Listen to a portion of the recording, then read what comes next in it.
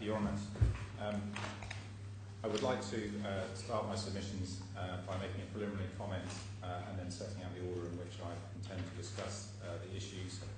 I'm conscious of the time, so I will keep it as brief as possible, and I don't intend to take you through every single paragraph of my skeleton. You'll be glad to hear. But I do think it would be helpful for you to have the skeleton to hand, and that is in file 1 at tab E.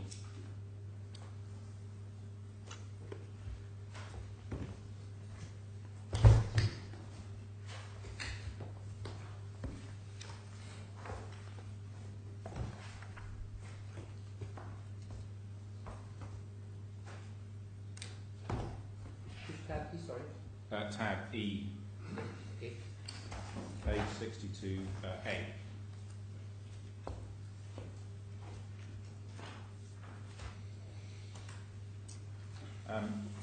I'll start my submissions by saying that in order to allow this appeal, the appellant needs to establish that the decision of Mr. Justice Steele in the court below was wrong, either in law or in fact or in the exercise of his discretion. And it appears from the appellant's skeleton argument and the submissions made by the appellant this morning that they are attempting to show that the decision was wrong by suggesting, first of all, that the express concessions that the DIC court had jurisdiction in respect of the claim and that the parties had not agreed to opt out of the DIC court's jurisdiction. Those concessions that were made at the court of first instance were wrong and should be permitted to be withdrawn. They also appear to be suggesting that the DIC court of first instance erred in law in arbitration case 1 of 2014, and that's at that suggestion is made in paragraphs 36 and 40 of IGPL skeleton, which is in file 1 at tab C2. They also appear to be suggesting that the DIC Court of Appeal erred in law in Corinth and erred in its reasoning in relation to the exorbitant jurisdiction. That's at paragraphs 49 and 51 of IGPL skeleton. And they also appear to be suggesting that the DIC Court of First decision in Allianz was wrongly decided, and that's paragraph 96 of IGPL's skeleton. Now, in my submission, that is a tall order by any standards, and for the reasons which I will set out in my submission, the appellant has fallen well short of establishing that the decision of Mr. Justice Steele was wrong. I intend to deal first with what I call the concession point, because in my submission, if the concessions are not permitted to be withdrawn, then grounds of appeal 1 to 3 fall away. Subject to that point, I then intend to deal with the jurisdiction of the DIC court, which is ground of appeal 2, whether or not there was an agreement to opt out of the DIC courts, which is ground of appeal 3, the applicability of forum non-convenience, ground of appeal 5, and then stay of proceedings and the most suitable forum issues, as I call them, grounds of appeal 4 to 6.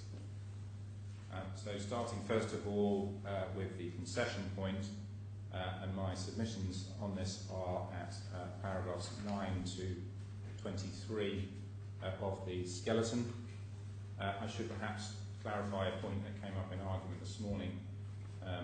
First of all, and that is that IGPL did not concede jurisdiction at the first instance hearing. They conceded certain points whilst contesting jurisdiction. So they conceded that the DIC courts had jurisdiction in respect of the claim under Article 5A 1A of Law Number 12, and they conceded that the parties had not otherwise agreed to opt out of the DIC court's jurisdiction. So this is not a case of jurisdiction by concession. I don't intend to go through all the paragraphs in my skeleton argument, but the points I wish to make are that the concession was, first of all, expressly made, and second of all, both in the skeleton argument and during the hearing. The concession was made with the benefit both of legal advice and by Richard Harding QC, who is himself a well-known Arabist and will have been aware of the matters that were discussed this morning by my learned friend.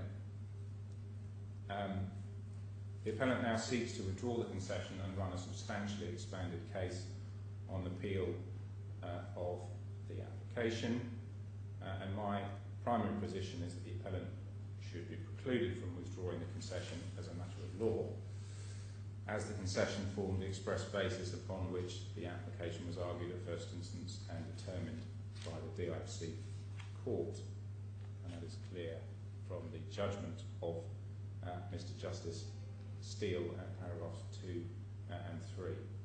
The judgment is in file 1 at tab A. I have referred you in my skeleton to the BT Pension Scheme Authority, and perhaps we should go to that. That is in Authorities File 2.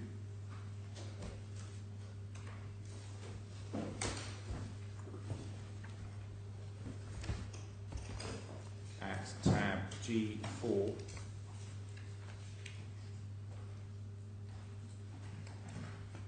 Sorry, G1. G1, my apologies. And it's pages 475 to 479. And I'm hoping there may be some passages highlighted there. My highlighting is unclear, but I hope yours is in yellow. And that case concerned a concession that was made during the first hearing of the trial that was to be conducted in stages. And the court held by way of analogy that the principles regarding the withdrawal of a concession on appeal also applied to the withdrawal of concession at a hearing conducted in stages, and that's paragraph 34 of the judgment, the last two sentences. So did you say you had highlighted something? 479? 475 to 479. Right. Paragraph 34 is on page 475. I should probably, the judge in that case summarised the relevant authorities and then summarised the general principles applicable to the withdrawal of a concession. And they are at paragraph 44 on page 477. They're set out in my skeleton at paragraph 17, but it is worth looking at them again.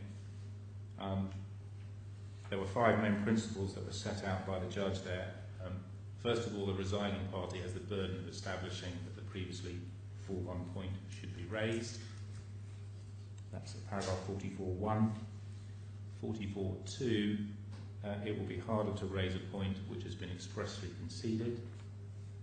44.3, if taking the point would risk, and I would emphasise the words would risk, not may, causing prejudice to the other party, in the sense that it might have been deprived of the opportunity of dealing with the case differently in the court below, then it is unlikely that resigning will be allowed. The greater the risk, the less likely it is that it will be allowed. 4, there's a low threshold of risk for these purposes. And 5, the burden of establishing no risk is on the party who wishes to withdraw the concession, and the other party should have the benefit of the doubt. So if we look, applying those principles to the application that has now been made by the appellant for permission to withdraw the concession, they have the burden of establishing that the concession should be withdrawn. As I said, the concession was expressly made in the appellant's skeleton argument, and the authorities show that there is a stronger presumption against allowing the concession to be withdrawn where this is expressly made, and that is at paragraph 37, page 475, quoting the Crane case. The fact of a positive concession as opposed to merely not taking a point was said to create a stronger presumption against allowing it to be revived. Which page are you at now, please? At 475, Your Honour. Sorry, paragraph 37.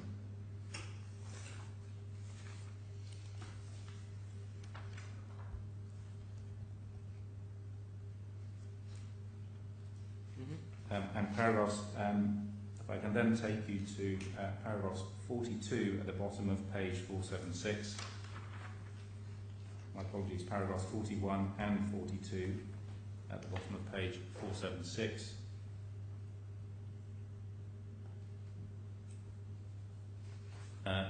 They are authority that it's not just evidential matters that would strengthen the case against allowing the point in. The point might affect the case in other ways.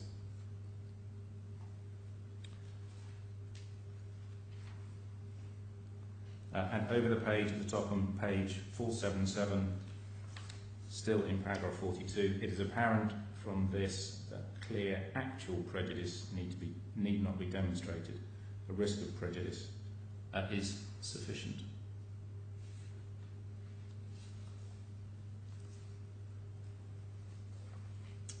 In addition, other relevant factors are set out at paragraph 51. That's at the bottom of page 478.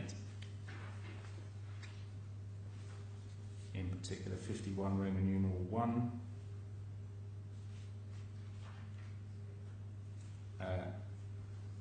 The Secretary of State in that case had not really given any good or indeed any reason why he now wishes to change his mind.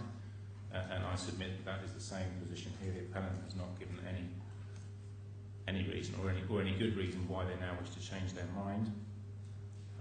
And over the page on page 479, paragraph 51, Roman numeral 4,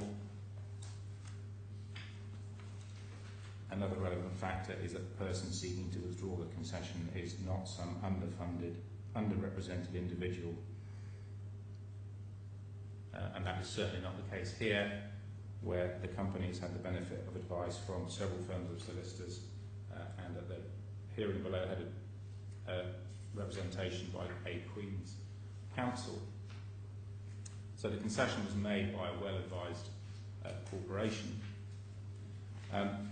My next point is that had the concession not been made at first instance, then in my submission it's self-evident that the entire basis of the argument at first instance would have been different. And to take you to the authority for that, can I ask you to go back to page 478, please? Paragraph 50.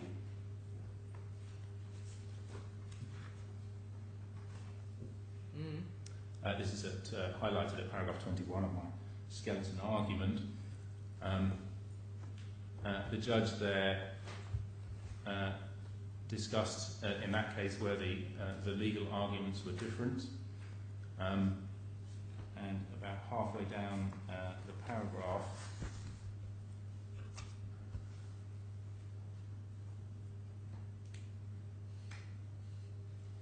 so I'm just finding the reference. He's talking about the whole legal landscape. That's correct. Yeah, the whole legal landscape. And my submission, that is the case here. The whole legal landscape would have been entirely different. The questions of whether the DIC courts have jurisdiction would have been considered, whether there was an agreement to opt out of the jurisdiction of the DIC courts, reliance on UA authorities, and it's clear from the discussion this morning that there would have been a clear risk of prejudice to the respondent. We have seen on a number of occasions, and Your Honour remarked on it, a number of arguments have arisen during argument this morning that were not raised in the appellant's skeleton argument. For instance, an argument was raised but not pursued in any great detail that a branch under the UA law was a separate legal entity. There's a new argument that's been raised in relation to Articles 20 and 24 of the Civil Procedure Code. That's not in the skeleton either. And finally, a reference to the Civil Code, which is not even in the bundle. So, in my submission, the appellant has fallen far short of discharging its burden of showing the case would not have been conducted differently if the concession had not been made, or that there is no risk of a difference giving rise to prejudice on the part of the respondent. And it's apt to recall the principle that the burden is on my learned friend to establish no risk and if there is any doubt, and I say there isn't, it's the respondent who should have the benefit of the doubt. Those are my submissions on the concession point. I now intend to turn to ground of appeal 2, which is the jurisdiction of the DIC courts. And my submissions on this are at paragraphs 24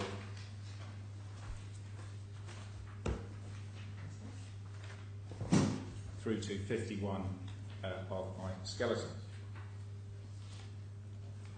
The respondent's primary submission is that the DIC courts have exclusive jurisdiction over these proceedings by virtue of the appellant's status as a DIC establishment, and that the civil, within the meaning of Article 5A1A of the Bylaw number 12, as amended by Bylaw number 16 of 2011, that the Civil Procedure Code is irrelevant to the determination of the DIC court's jurisdiction, as it does not apply within the DIC. Secondly, that it would not be an exercise of exorbitant jurisdiction for the DIC courts to accept jurisdiction over these proceedings.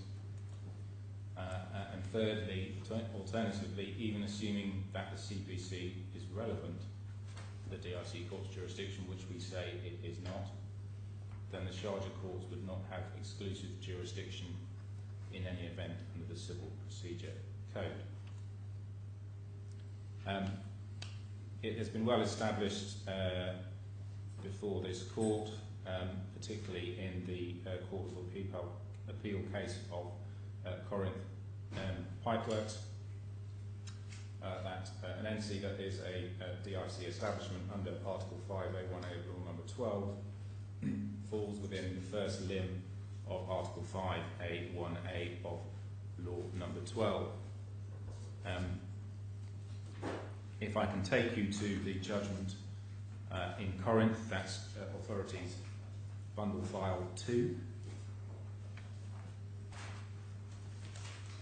tab B4. Sorry, it's file 1. File 1, tab B4. My apologies.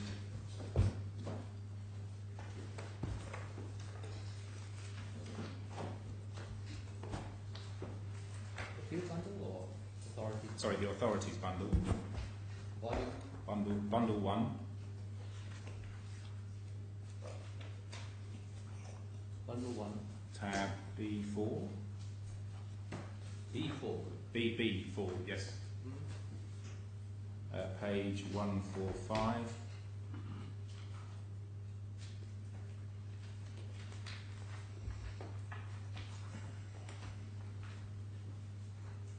It's a judgment of Your Honour, with which you will no doubt be familiar. Paragraph 67 on page 23 of the judgment, or page 146 of the bundle,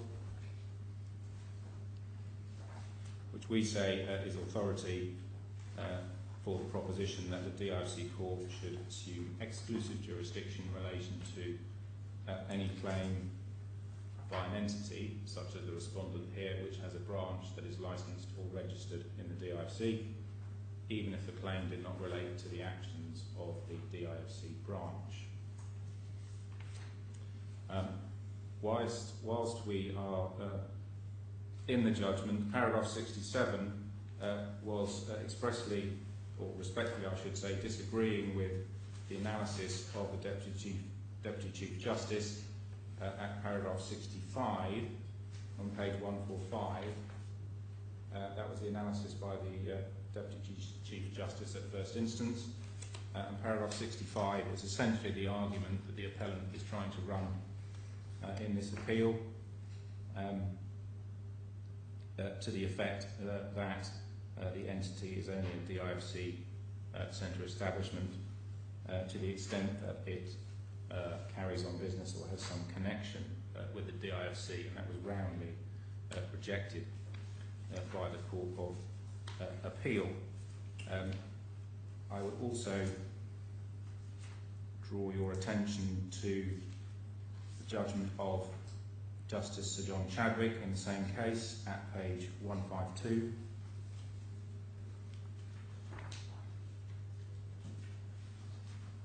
At paragraphs 83 and 84,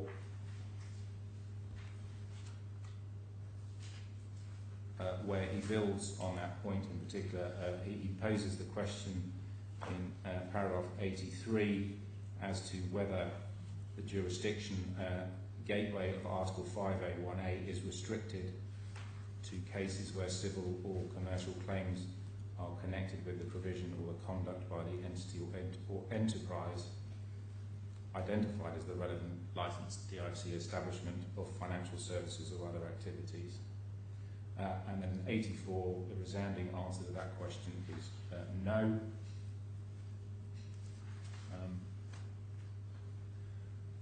If you turn over the page to 153,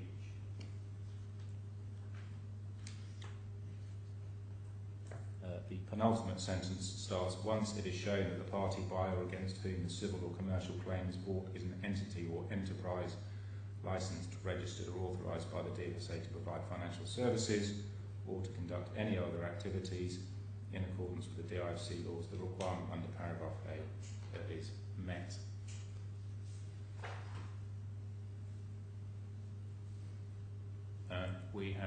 We submit that as a complete answer to the appellant's jurisdiction objection. The respondent is a DIFC establishment. It is a recognised company in the DIFC, and to that extent, Mr. Justice Steele was correct to recognise that. There has been a suggestion in argument by my learned friend this morning, although it wasn't pursued, that the meaning of branch under UA law may not have the same meaning as under English law. In other words, that a branch, it was suggested, is a separate legal entity under UA law. However, that was not pursued by Mr. Al-Aidarus, and no authority has been produced for that proposition. The question arose in the context of Your Honour's question as to what the governing law of the 2009 agreement was, which is UA law, but subject to what I've already said about SCB being a DIFC court establishment, the 2010 agreement, the governing law of that agreement was English law. So whatever the position under the 2009 agreement, and we say that SCB clearly is a DIFC establishment, under the 2010 agreement, which is governed by English law, it's quite clear that the branch is not a separate legal entity. That is my primary position on the jurisdiction arguments. Subject to that, I would just like to deal with a couple of points that have been raised by my learned friend as to the effect of the UAE Constitution and Federal Law number 11 of 1992, the Civil Procedure Code.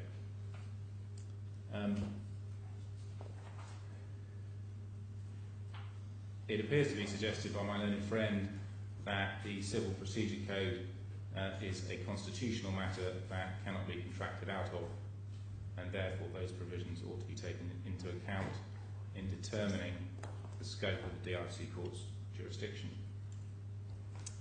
In relying on that, my learned friend submits that the decision of Justice Ali Madani in X and Y does not set out the correct position.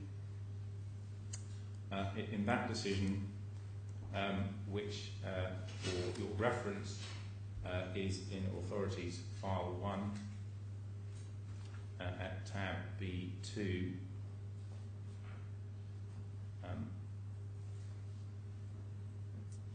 His Excellency held that the UAE has disapplied the civil and commercial laws of the UAE within the DIFC and has conferred onto the Dubai authorities the power to enact legislation.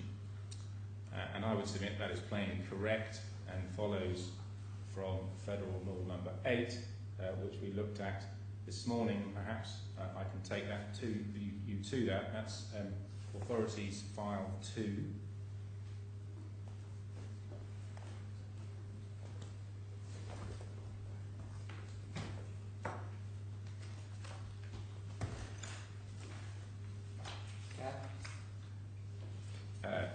E5.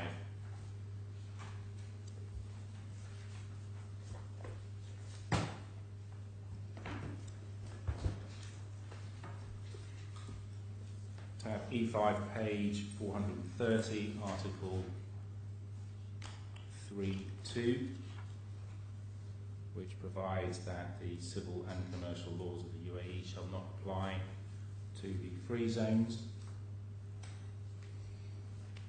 And in addition, under Article 7.3, which is on page 431,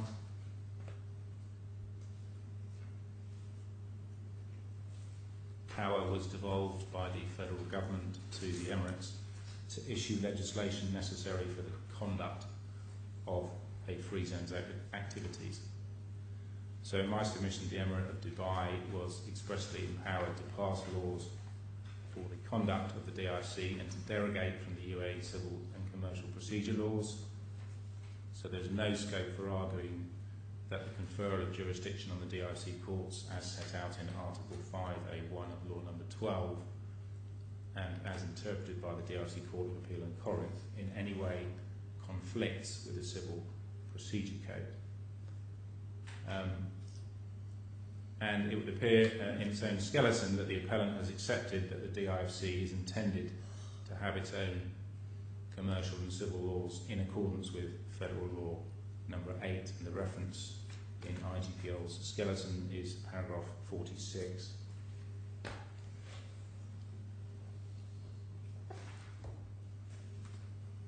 So the argument advanced by the appellant that the Civil Procedure Code applies or is otherwise relevant to the DIC Court's jurisdiction in my submission is plainly inconsistent with this federal law, and effectively the appellant is asking this court to disregard the express disapplication of the UAE civil and commercial laws from the free zones.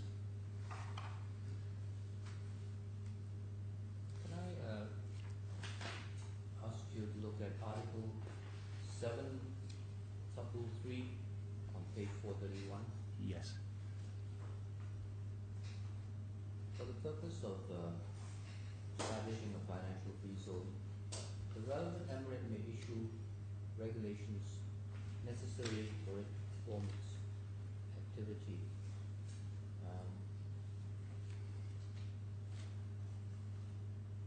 That is the source of the various Dubai laws which set up the DIFC, right? There's no direct federal instrument that relates specifically to DIFC. It's only a general authority. There is, Your Honour, actually, and I was going to take you to it as it is a few pages before. I was going to come to it later in argument, but now is the right time. It's at tab E4, page 428, so a couple of pages back.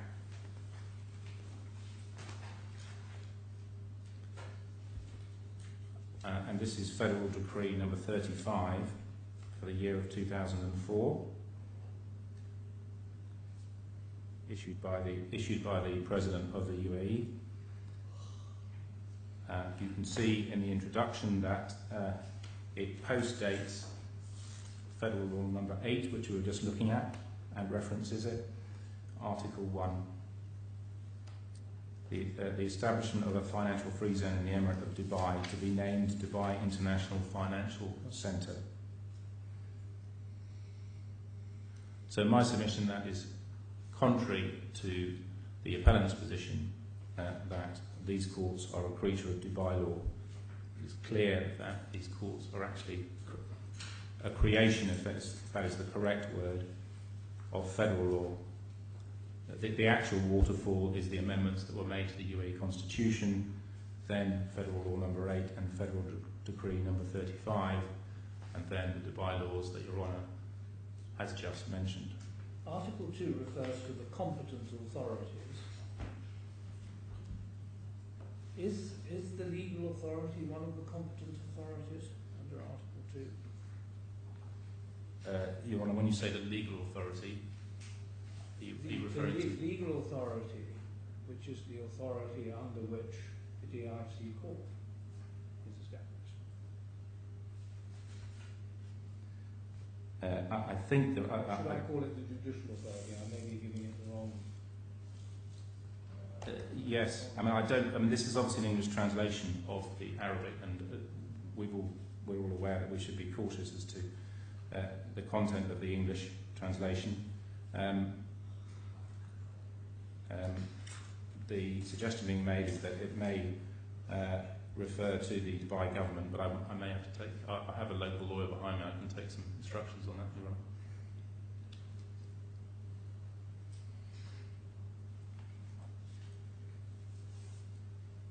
The suggestion is it's the government of Dubai or the ruler of Dubai.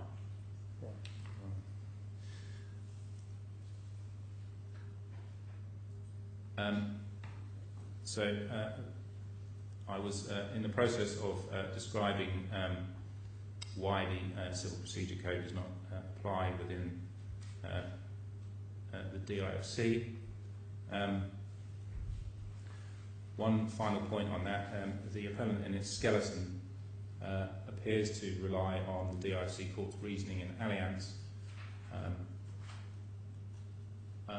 and the suggestion is made that the Constitution and the Civil Procedure Code were relied on by the judge in that case in finding that the doctrine of forum non-conveniens does not apply as between the DIFC courts and the other UAE courts, and the suggestion has been made that this lends support to its argument that these mandatory rules should also be applied by the DIFC courts. However, we say that it is clear from the judgment that the Civil Procedure Code was only referenced in Allianz to the extent that it provided guidance as to how jurisdiction between the non-DIFC courts was to be determined, and the court did not accept that the CPC applied or had any effect within the DIFC, and that's paragraphs 57 and 61 of the Allianz judgment. I can get Which in the DIFC courts? in the DIFC court. Sorry, yes. I'll get you the reference in a minute. Authorities Bundle 1, tab B5.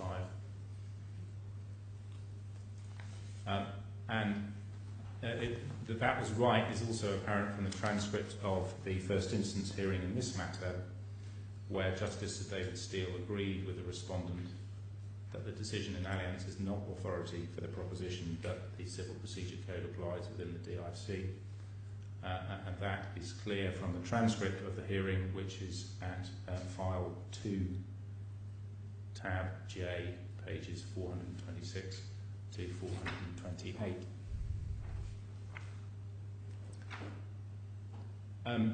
To the extent that I need to, and my primary submission is I don't need to, in the alternative, I think it's instructive just to look quickly at the Civil Procedure Code itself, because we submit that even if the Civil Procedure Code is relevant to this court's jurisdiction, then the Sharjah court would not have exclusive jurisdiction in any event.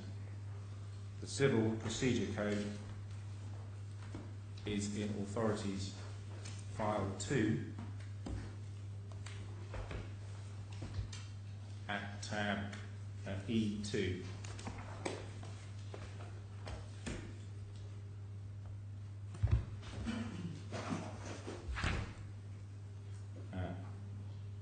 And the propositions I intend to advance are that the Sharjah courts would not have exclusive jurisdiction under the Civil Procedure Code, as the Dubai courts, including the DIFC courts, would also have jurisdiction. Right, E2. E2, I haven't taken you to a particular provision yet, Your Honour, I'm just setting out the proposition. And the second proposition is that the parties were not precluded from agreeing to confer jurisdiction. If I take you... Where are you reading from now? I'm reading from paragraph 33 of my skeleton.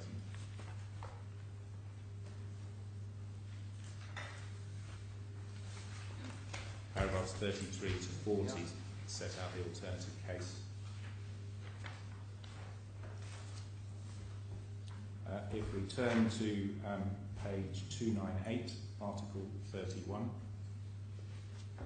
You elaborate on 33A, say that Dubai courts would have jurisdiction over this case. Yes, I've just been reading 33A and 33B.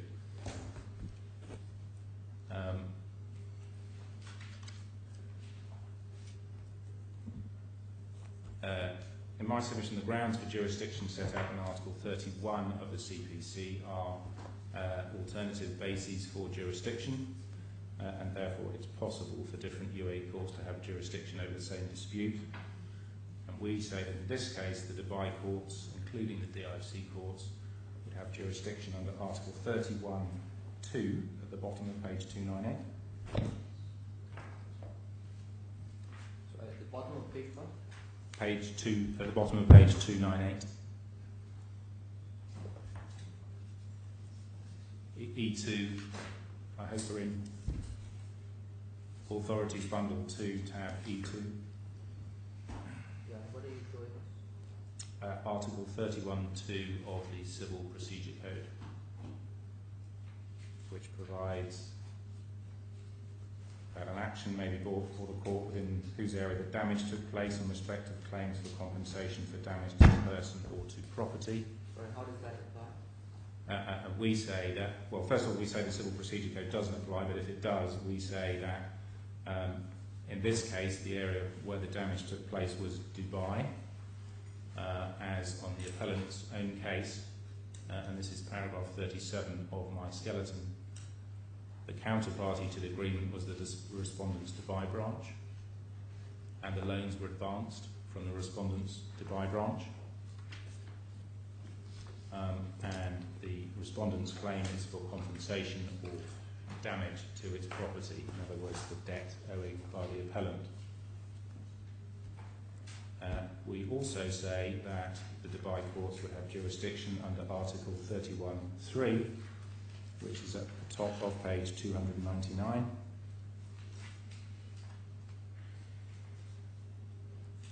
Which reads that in commercial matters, jurisdiction shall be vested in the court in whose area the defendant has his domicile, or the court in whose area the agreement was made, or was performed in whole or in part, or in the court in whose area the contract should have been performed. And for the purposes of this case, we say that the relevant agreements were at least partly performed in Dubai, as the drawdowns were paid from the respondent's Dubai branch, and that is not that fact is not disputed by the appellant. When was the agreement made?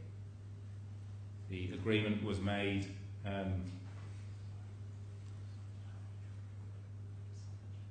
The agreement was signed in Sharjah, I understand.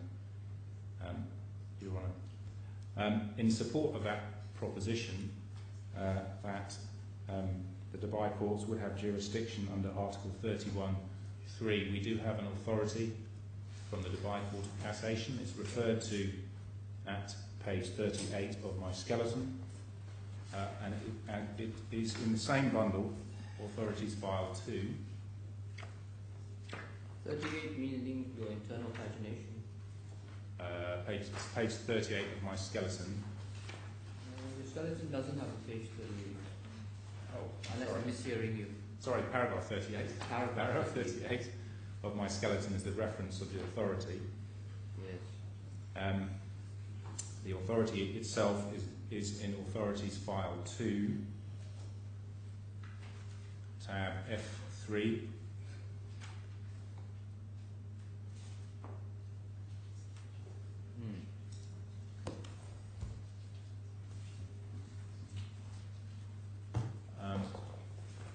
Tab F3.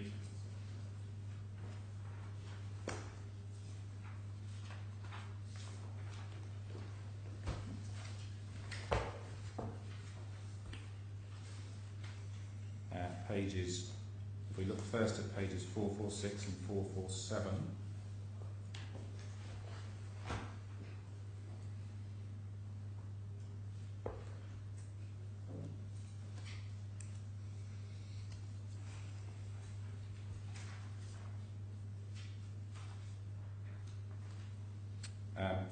This is a summary of the case. The case, there's a paragraph heading "The Brief of the Rule," which I hope is highlighted. It's very similar to the facts of this case. concerned a Dubai bank providing facility agreements that was secured by a mortgage in Sharjah.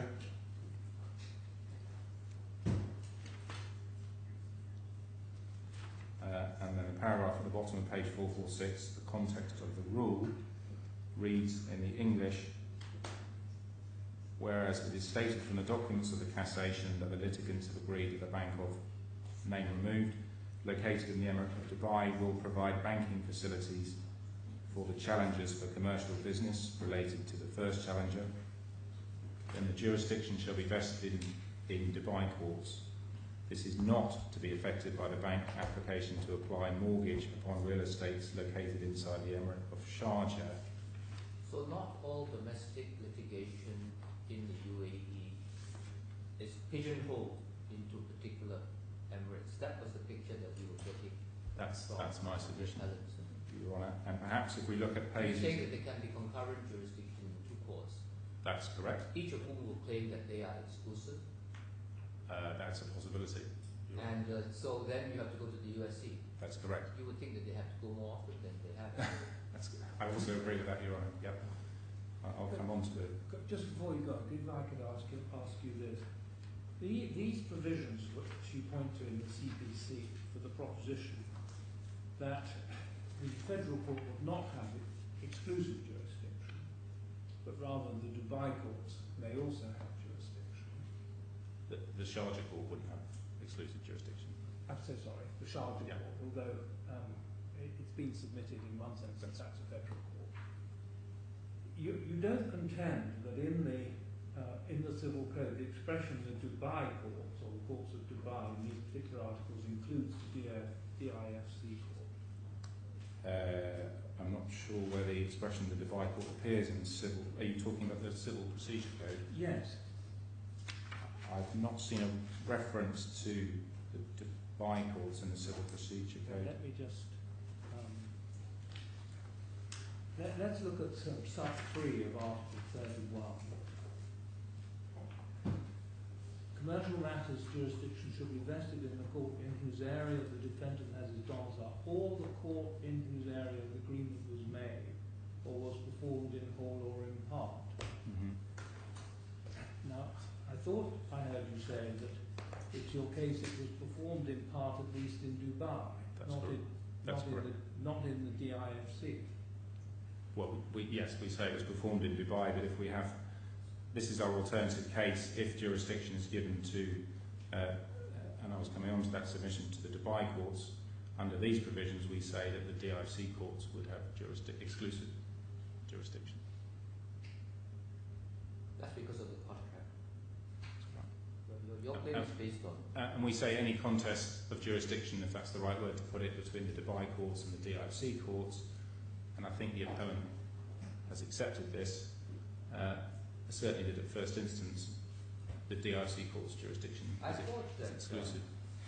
Your citation of this Dubai Court of Cassation case was to debunk the proposition that you can't have two courts in separate emirates both claiming exclusive jurisdiction, and the grand design of the Constitution was that all cases would be allocated to a particular emirate and no other.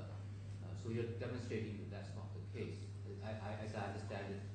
So you're not using the Dubai Court of Cassation case directly to say, therefore, it applies directly to our contract, but it simply says it's possible for two courts in different emirates to have exclusive jurisdiction, and then it's got to be resolved by a constitutional method. That's correct. That's correct, and it is my fallback case that we say that the CPC doesn't apply, but we say that if it does, then. But do you say that do you agree that Sharjah has got jurisdiction? Well, no. We say in this case that the DIFC courts have. But only by virtue of the application of the IFC laws and read together with relevant contractual provisions. Isn't that so? Well, no, we would say that the DIFC courts have jurisdiction because they are, well, certainly under the 2009 agreement, a court of the UAE. Yeah, that's what I'm saying. Yes, but we also have to. We don't accept jurisdiction. At that time, we didn't accept jurisdiction simply by virtue of opt-in. So we had to have jurisdiction under Article 5A1, the original version. And so, therefore, the fact that parties may have chosen our courts did not of itself give us jurisdiction. So, therefore, you are saying it's actually the party's own choice, and then you have to read that with this separate doctrine applying the Corinth analysis or Corinth reading in the Court of Appeal of Article 5A1. It leads you to the DIFC courts.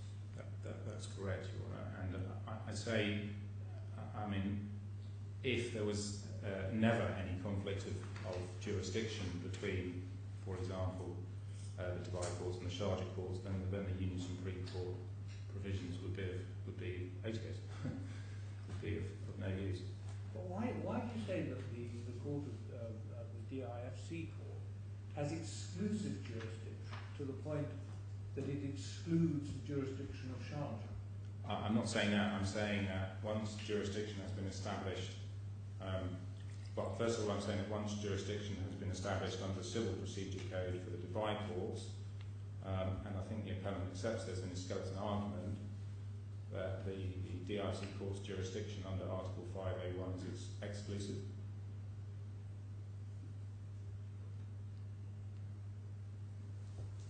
And therefore, the DIFC courts would have jurisdiction even if these provisions apply, which we say they don't on our primary case.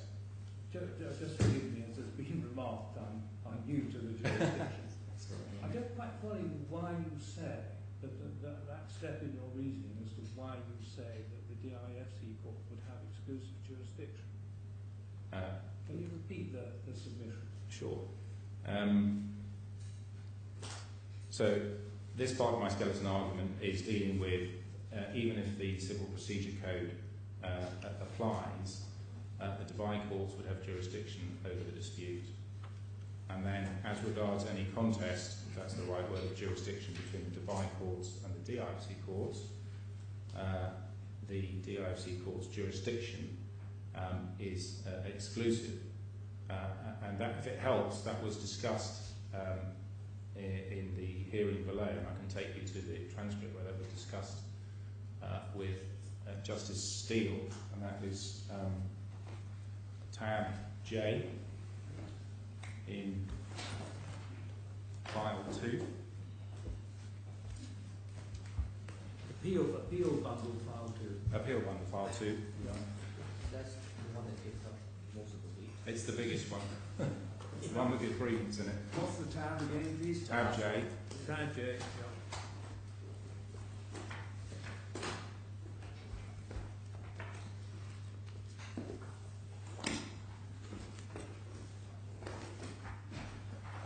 Yeah. Page 395.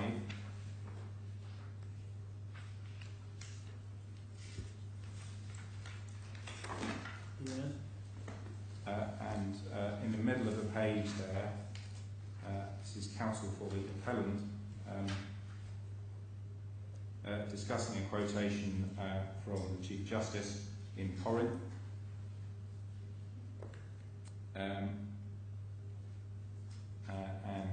The judge leaves open the questions. So he says, in my opinion, the question raised by the Chief Justice in regards to the application of the FNC doctrine between the DIFC courts and Dubai courts is similar to that between the DIFC courts and any other court in the UAE. Then counsel for the appellant says, I would submit that was incorrect. The position is between the DIFC courts and the Dubai courts is clearly regulated and set out in Dubai laws. However, there is no such law that regulates the relationship between the DIFC courts and the other courts of the UAE over the page, so we're looking at a very different situation. It appears that the learned judge has conflated the two. Then Sir David Steele says, well, it may be that it is of no significance, but what is your answer to the question that the Chief Justice left open? And the answer is at the bottom of page 396.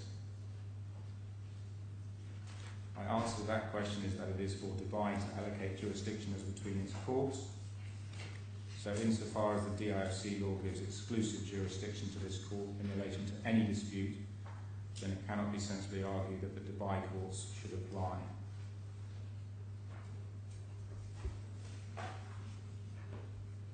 And then Sir David Steele, on page 397, says, 3 lines down, well, it says the principle cannot be applicable. 2 lines down, that is because on your approach there could not be a case within the jurisdiction of both the Dubai courts and the DIFC courts. Answer, that is right. And then Sir David Steele says because one or the other, well, either the DIFC would have exclusive jurisdiction or no jurisdiction.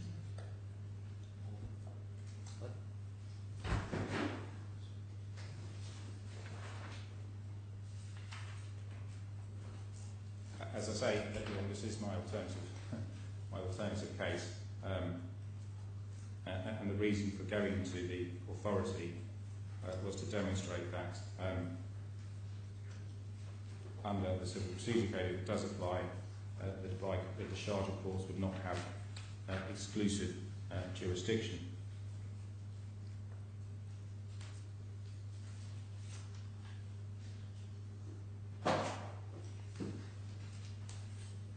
So effectively, there's a conflict. There may be jurisdiction under both the Civil Procedure Code to the Dubai courts and under Article 5A1A to the DIFC courts, and we say that Article 5A1A prevails. So do I gather that at the CFI stage, Mr. Harding's case was, when he was arguing the FNC point, was that there might be non-applicability of the FNC principle vis-a-vis Dubai, between Dubai and DIFC courts, but not beyond that. That restriction did not apply to the other emirates, right? That's what he was arguing.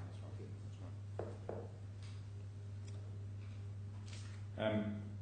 Whilst we are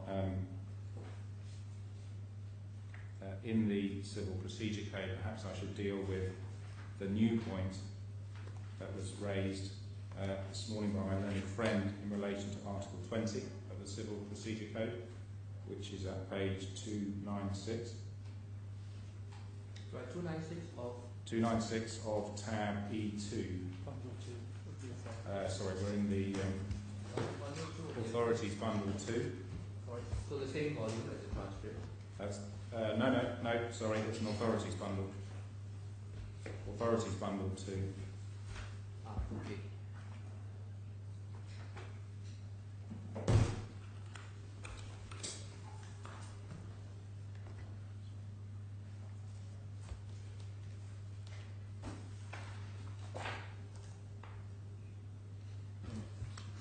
And the tab number there? Tab E2.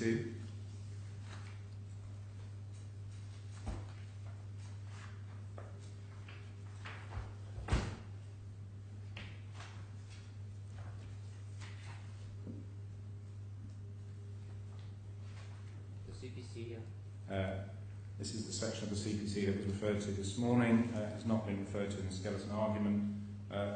The English translation, again, I would emphasise that we're looking at the English translation, not the Arabic, is headed Section 1, International Jurisdiction of the Courts. Are we at Chapter 5 or something like that? Page 296. Chapter 1, it should be headed. Right. And the suggestion or submission was made that this section might apply to a conflict of jurisdiction between, let's say, an Abu Dhabi court and a Sharjah court.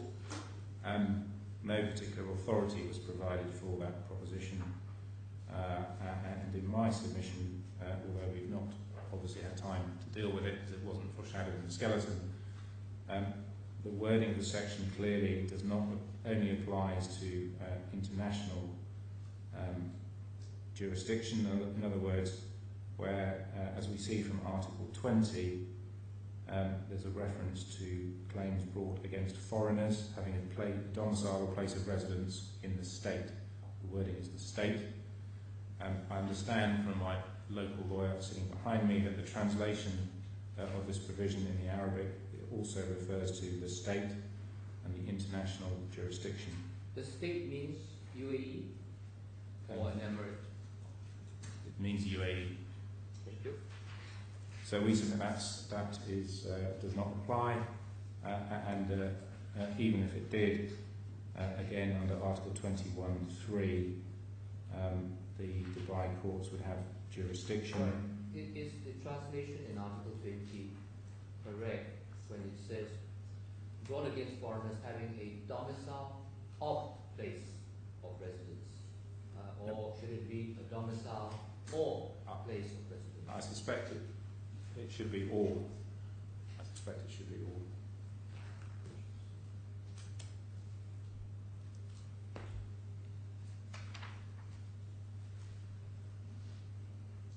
And while I was looking at that, what do the words courts refer to? I didn't see a definition section in this statute. I haven't seen one either, Your Honour. Okay. You don't have the answer to hand, and come back to us on that.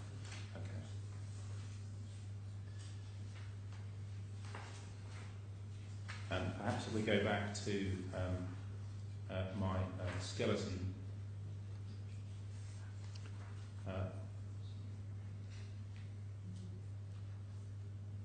Paragraph 45 of my skeleton deals briefly with the suggestion that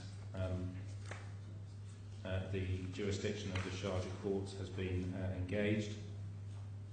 This is paragraphs 45 to 47 of my skeleton.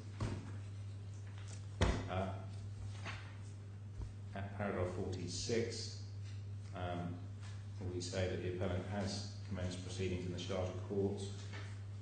The respondent has challenged the jurisdiction of the Sharjah courts, and the courts have yet to rule on that objection, and therefore we say that the jurisdiction of the Sharjah courts, it's incorrect to say it has been engaged, that we are still awaiting a decision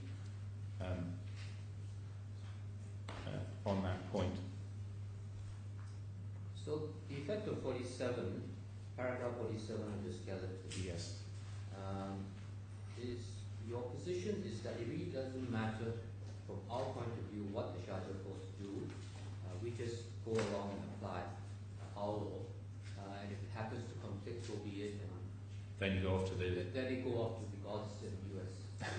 That's correct, Your Honour. That's correct, Your Honour. Paragraphs 48 to 51 of my skeleton deal briefly with the question of the so-called exorbitant jurisdiction.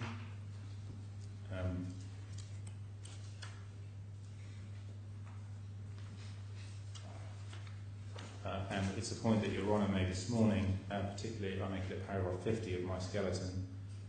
The appellant has tried to paint these proceedings as a mirror image of the Corinth proceedings. It was clear that the Court of Appeal had in mind not a situation where the competing jurisdiction, if that's the right word, was another jurisdiction in the UAE. It's clear that they were concerned with claims being brought in a foreign state. And a similar comment was made by Justice Steele at first instance in this case, where he took a hypothetical situation, and this is in paragraph 50, of a loan between Barclays Bank in Rio de Janeiro and a borrower in Fiji. We say that the problem of exorbitant jurisdiction does not arise where the cause of action arose within the same state in which the claim is brought. Meaning the same country. Sorry, country. Meaning the same country. Meaning the same country, yeah. Yeah. And in this case, the conduct giving rise to the causes of action occurred within the UAE, and it cannot be contended that it would be an exercise of exorbitant jurisdiction for the proceedings to be brought within this court, which is a court of the UAE.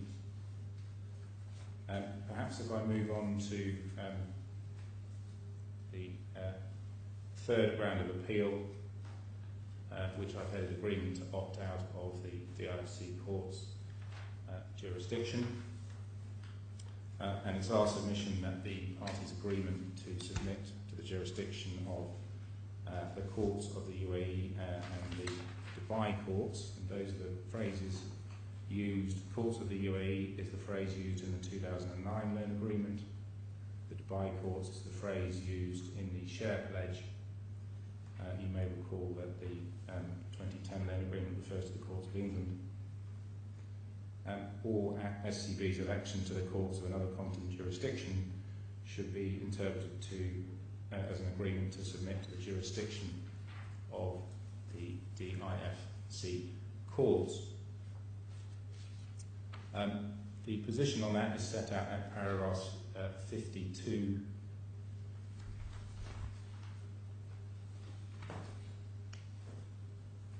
to 77 of my skeleton. I don't intend to go through all of those paragraphs. My learned friend has taken you to the terms of the banking arrangements letter and the offer letter, and we say it's clear that there was that those terms amount to an agreement to that there was no agreement to opt out of the jurisdiction of DIFC courts.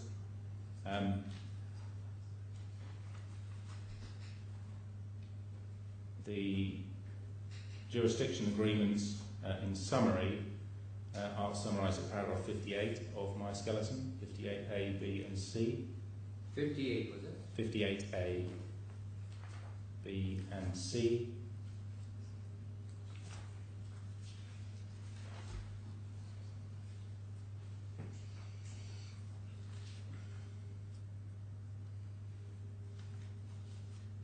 And then I deal with the applicable principles of paragraphs 59 to 61, and the point I want to make here. Before you leave there, Sure. go to 57 at the top of the page. Yep. And as I read it, you say, even if appellant holds assets in Dubai, which are shares in the Dubai financial market, pledged by the appellant to the respondent. Therefore, the respondent was entitled to commence proceedings against the appellant in the DIFC courts. Where's the reasoning for that proposition, unless you want us to look at clause 27? Sure. I will take you to the agreements. They are in appeal file number 2.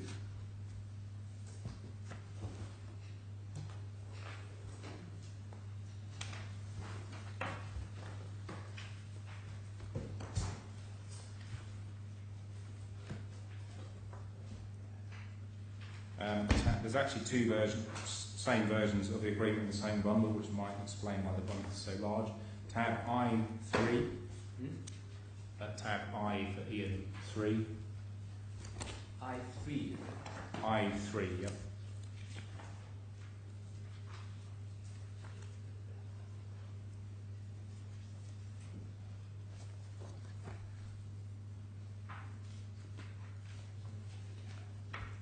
What page? 209, is it? Page 244.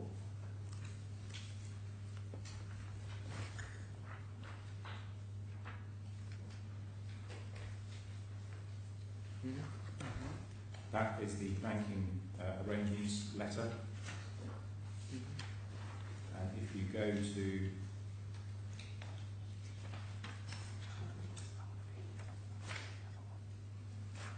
Clause 27. sorry, 1 second to go on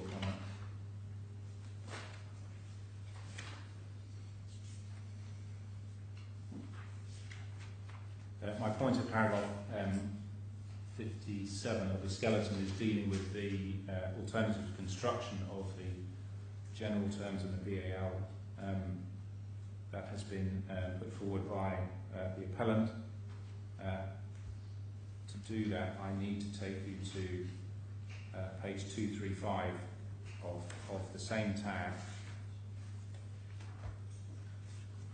which is the jurisdiction provision of the offer letter.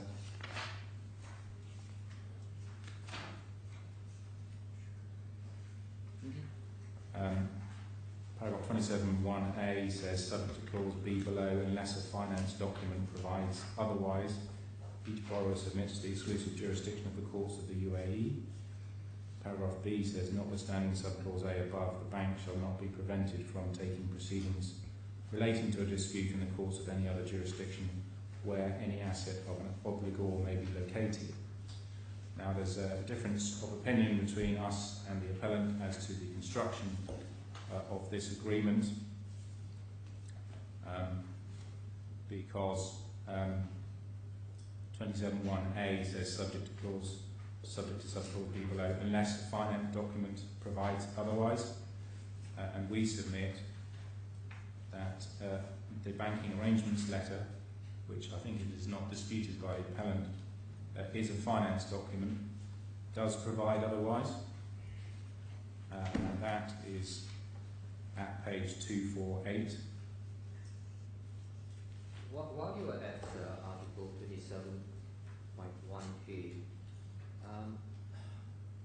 somewhere in the appellant's skeleton, I don't think Mr. Patrick Joyce dealt with it orally, but I think he says in his skeleton that you interpret this provision to mean the federal courts of the UAE exercising their primary jurisdiction, I think. Am I correct, Mr. Patrick Joyce? You say that somewhere? I think this was by reference to the passage that has just been read from clause 27.1. Yep.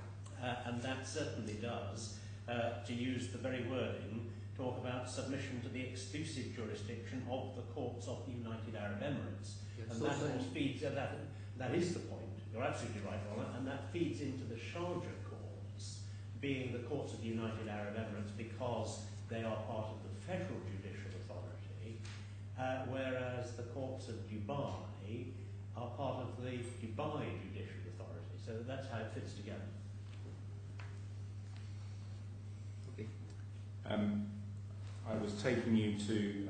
But your construction, Mr. Abbott, is that simply refers to any lawful court constituted within the geographical boundaries of the UAE. That's correct, and that includes this court, and that's what Justice Steele found. Okay, now I understand the difference now. Okay. The point I was on, to answer your question, you're on about paragraph 57 of my skeleton, page 248.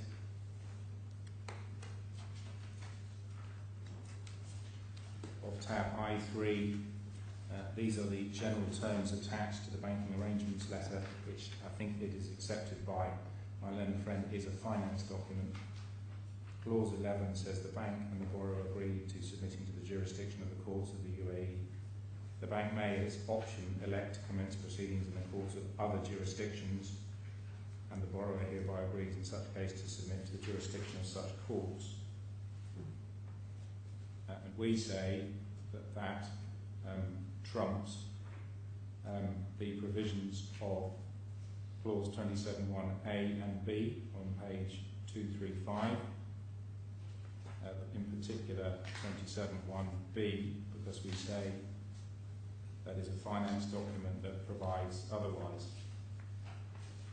My learned friend says in his skeleton at page 234, it says in his skeleton that clause 24.6b at page 234 of this agreement says otherwise, because that provides if there's an inconsistency between a finance document and those are the general terms, these general terms shall take precedence. And so you're saying page 248 is a finance document?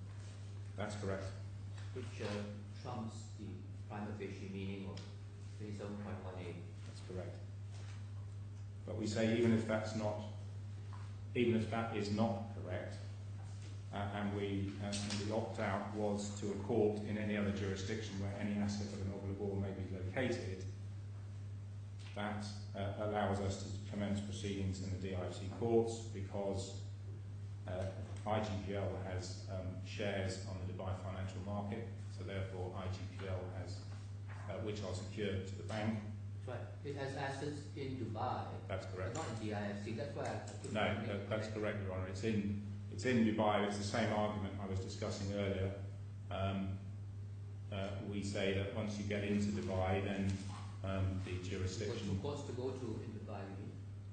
I'm sorry. What you're saying? You're saying that you can go to either of the two Yep, courts in that's Dubai correct. on offer. Okay. I'm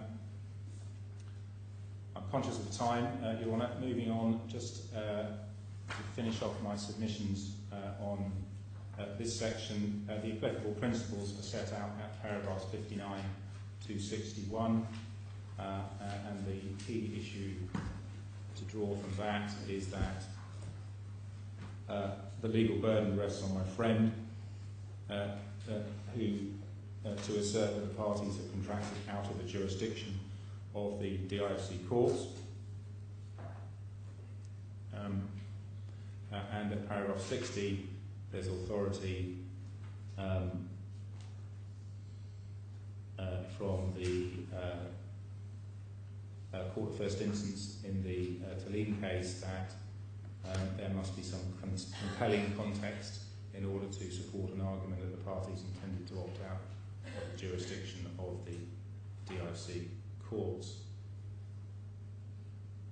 And finally, in 61, I acknowledge that the DIFC courts have not considered the situation where the chosen courts are the courts of the UAE. But we say that this has a broader meaning than the courts of Dubai, as it encompasses all the courts of the competent jurisdiction of the UAE. I will probably move over paragraphs 62 to 69 of my skeleton. That deals with a Hart case, which is relied on extensively by my learned friend. That was a case where the phrase "the courts of Dubai" was held not to include the courts of the DIFC. I will simply say that a couple of points in relation to that case. Which case are you talking about? That is Hart and another versus Damak. And where is that in the skeleton? That is at page 62 of my skeleton. Sorry, 62? Sorry, paragraph 62. I keep saying page 62. Yeah. Paragraph 62 to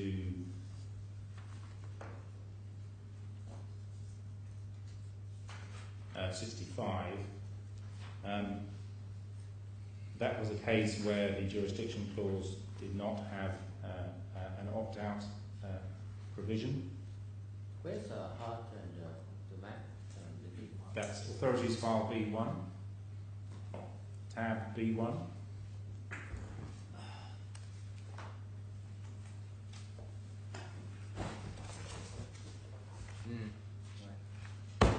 I can take you to it, Your Honour.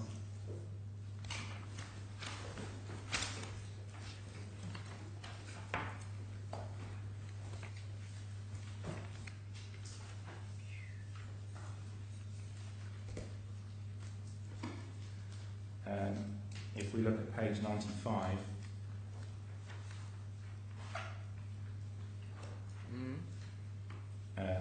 page 95, paragraph 40 sets out the jurisdiction clause that was being considered there. And you'll see that it was any legal action or proceedings with respect to the agreement shall be subject to the exclusive jurisdiction of the courts of Dubai. And the reasoning, the nub of the reasoning as to why that was not held to mean the courts of the DIFC is at paragraphs on page 97.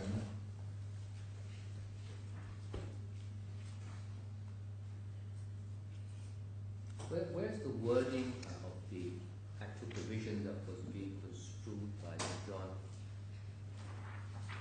I think it's at paragraph 40 on page 95.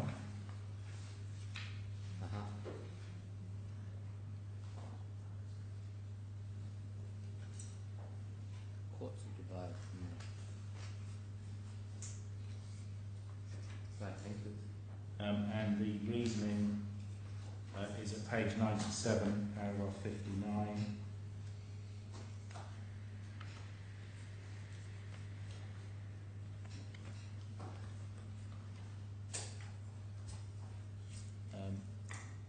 The 59G,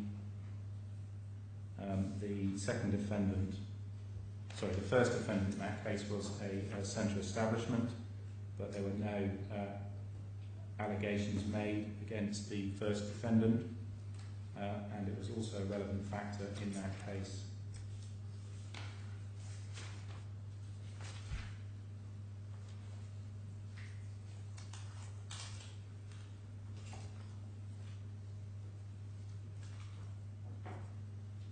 Sorry, that's the provisions of 59G and 60, and I think in that case, as was noted by Justice Sir John Chadwick in the subsequent case of Talim, it was not argued by either party or considered by the judge whether the expression the courts of Dubai could equate to the courts of the DIC. It wasn't considered in that case. Okay.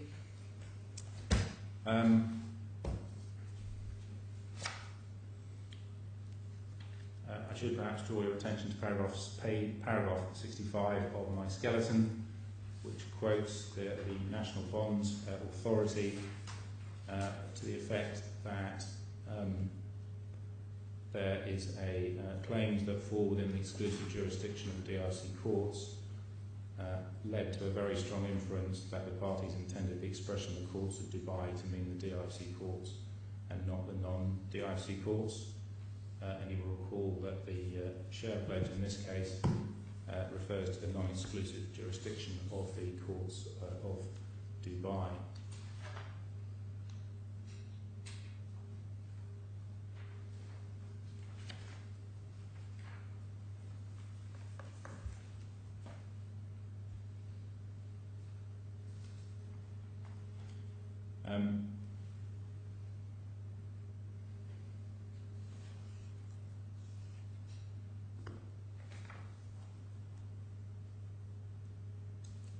Paragraph 69 of my skeleton refers to the agreement contained in both the 2009 loan agreement and the 2010 agreement, refers to the option to litigate in another jurisdiction, and we say that casts great doubt on any assertion by the appellant that there was a mutual intention that, come what may, the DIC courts should not have jurisdiction. And at paragraph 70, no evidence was led by the appellant regarding the mutual intentions of the parties at the time the 2009 loan agreement and 2010 were entered into. You may recall from Mr. Amin's statement, both of his statements, he says that he was not directly involved in the negotiations for those agreements. So therefore my submission, which I make at the end of paragraph 70, is that Justice David Steele was correct to make the findings that he did at paragraphs 3 to 6 of his judgment. Perhaps I can just take you to those briefly. That's in file 1, appeal file 1.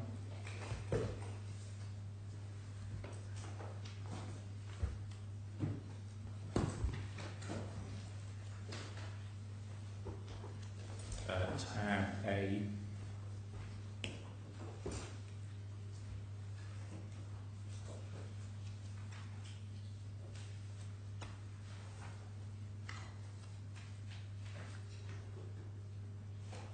Page 2, where he found I'm sorry, give the tab again. tab A, page 2, Right. where he found at paragraph 4, in respect of the 2009 agreement, that any contention that the DIC courts was not the court of the UAE would be misconceived. The DIC court is one of the courts of Dubai, by extension is the court of the UAE. Accordingly, absent any agreement to accord exclusive jurisdiction to another court, there is no basis for excluding the DRC courts as a court of the UAE. It is thus a court competent jurisdiction in respect of claims under the 2009 agreement. And then at paragraph 5, going over the page, he deals with the 2010 agreement. Quotes the clause that we have. That's the clause in the 2010 agreement, which I've not taken you to, but it contains an option for the benefit of the respondent to bring proceedings in any court of competent jurisdiction other than the courts of England. And included at the bottom of paragraph 5, SCB is a finance party within the meaning of clause 36. It has selected the DRC courts, and it follows that the DRC courts are a court of competent jurisdiction in respect of the 2010 agreement.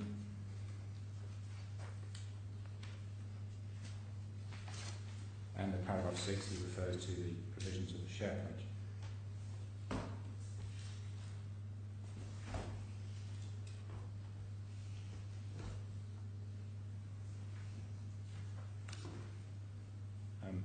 Perhaps I can next quickly deal with what we describe at paragraphs 71 to 77 of my skeleton as the constitutional/jurisdictional dichotomy, which was discussed this morning.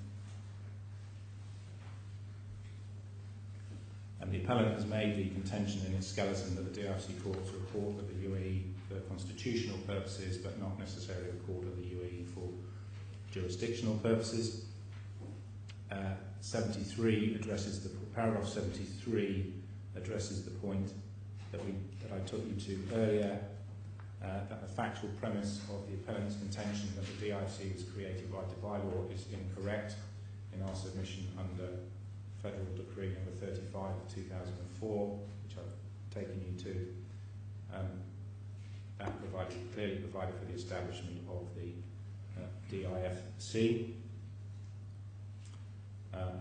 And therefore we submit the DRC as a creation of federal law, and the ultimate statutory basis of the DRC courts is also federal law, and therefore cannot sensibly maintain that the DRC courts are not a court of the UAE. Perhaps this is an appropriate moment to take you to the UAE Constitution, and that is in Authorities File 2, tab E2.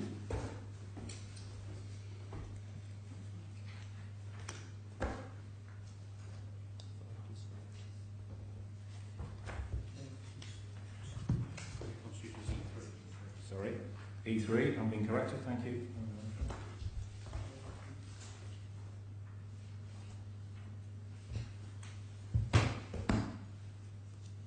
Sorry, what is the Authorities File 2, tab number? tab number E3. Sorry.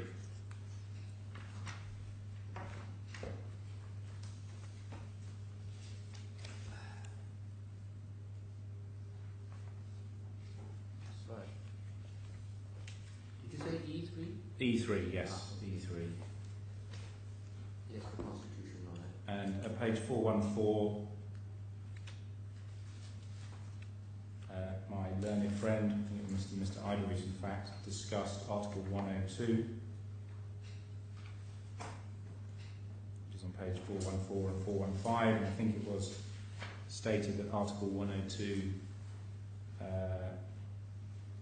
limits the jurisdiction of the federal judicial authority to those matters stated at Article 102, subject to certain items in Article 105, which I'll come on to in a minute.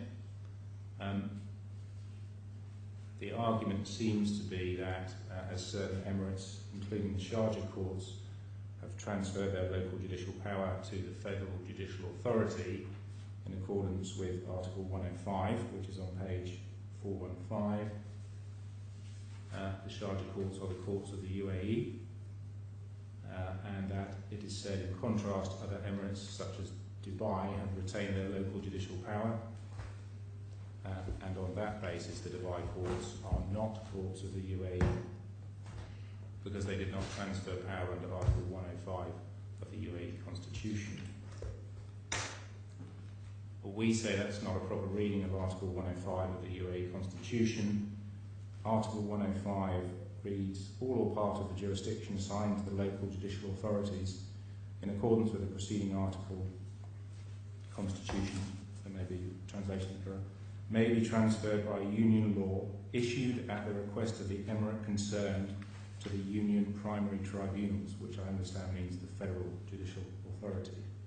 So the union primary tribunal would include the Sharjah court? No, I understand it would be the federal judicial authority. But the Sharjah court is a part of the federal judicial authority. That's correct, Your Honour. The point I'm trying to make here is that any transfer of power by the Emirates to the federal judicial authority must have been in accordance with Article 105 at the request of the Emirates concerned. So before there is a transfer of power, there has to be, and this is the point made at paragraph 75 of my skeleton, there has to be an emirate law deciding to transfer power under Article 105 of the UAE Constitution. Therefore, the jurisdiction of the UAE courts that have transferred jurisdiction to the federal judicial authority is derived from Emirates law, and on that basis we say that the Sharjah court is no different to the Dubai court.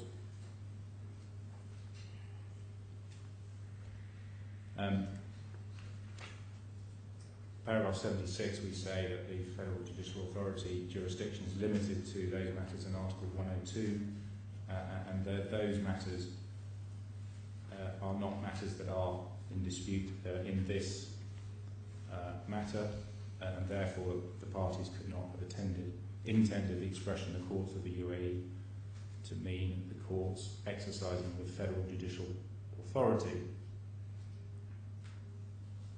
I'm conscious of the time, Your Honour, so I'll just quickly address... You started the case, so it's okay, carry on. Thank you, Your Honour. I will quickly address the forum non-convenience principle. About time, I thought.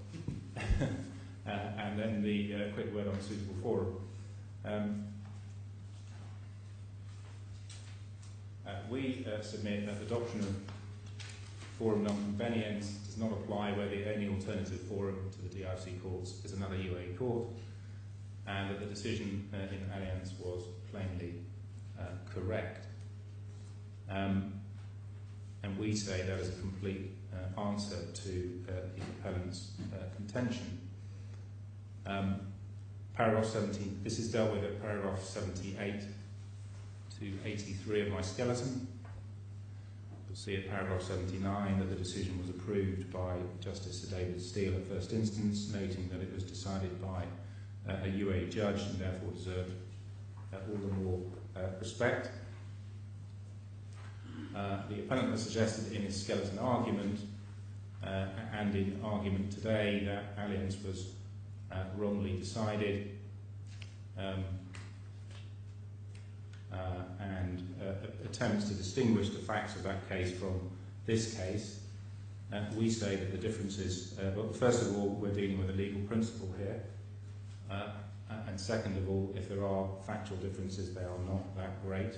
In Allianz, the claimant was also a centre establishment. In Allianz, there was no agreement to opt out of the DIFC courts, which we say is the same position. And in Allianz, the competing jurisdictions were the DIFC courts and another court, and the court of Abu Dhabi, another court in the Emirate of the UAE. Dealing quickly with a point, and this is at paragraphs 80 and 81 of my skeleton, raised by my learned friend,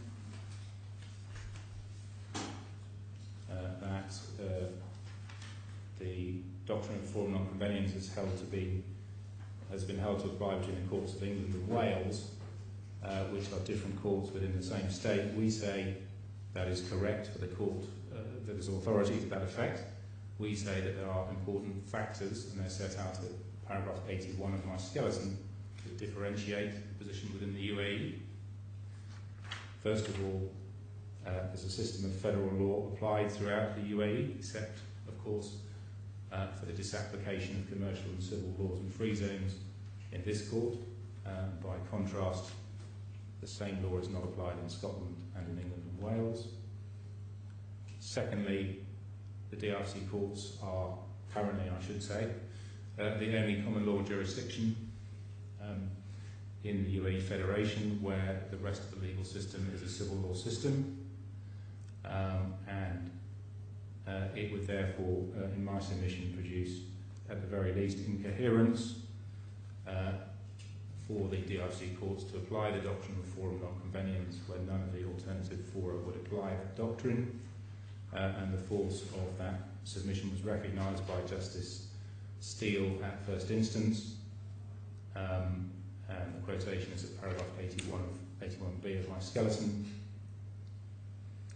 and 81c, as His Excellency Justice Al-Madani noted in Allianz, the UAE Constitution provides a mechanism for the resolution of any conflict of jurisdiction, including conflicts between the DRC courts and the UAE courts, and it would be inconsistent with that specific constitutional context to introduce the common law doctrine of FNC as an alternative mechanism,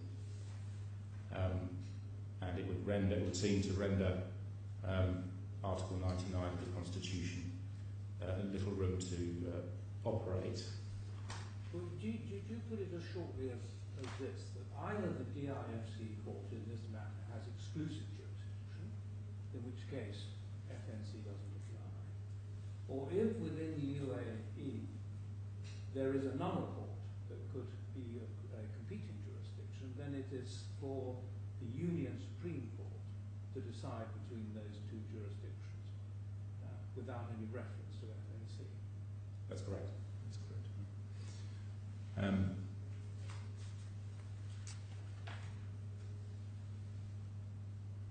So, for that reason, we say the example drawn by my learned friend of forum non-conveniens applying between England and Scotland is not apposite to this case.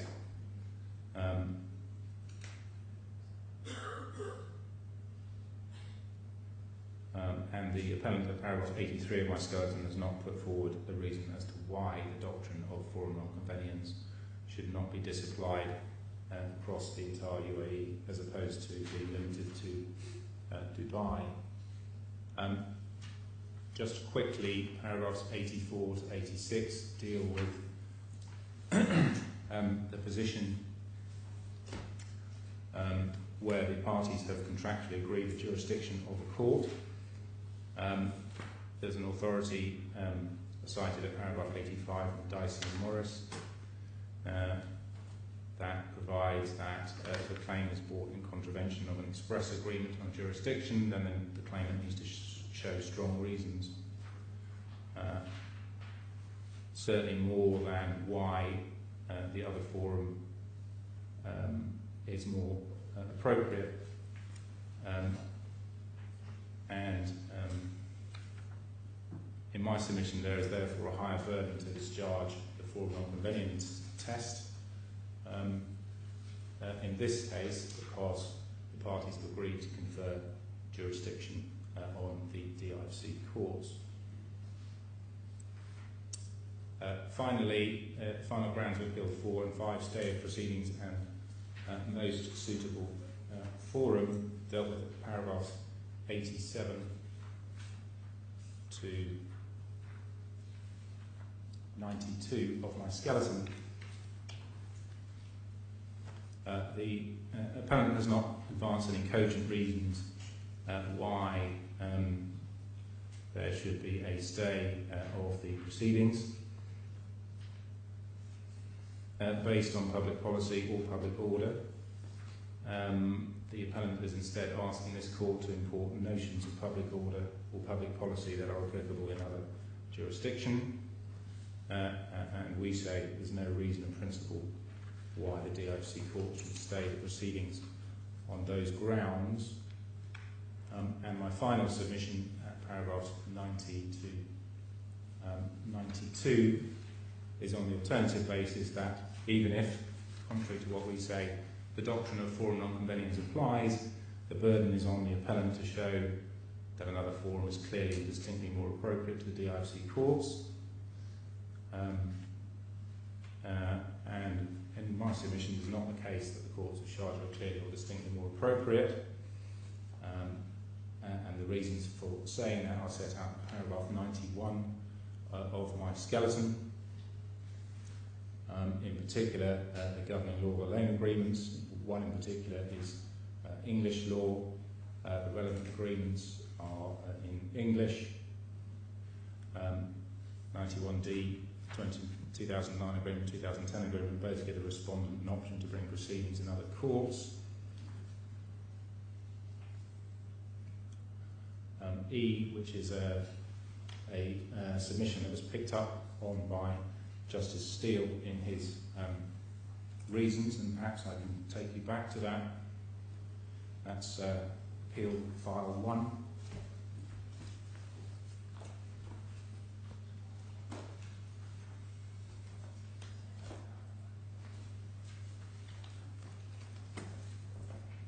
Tab A.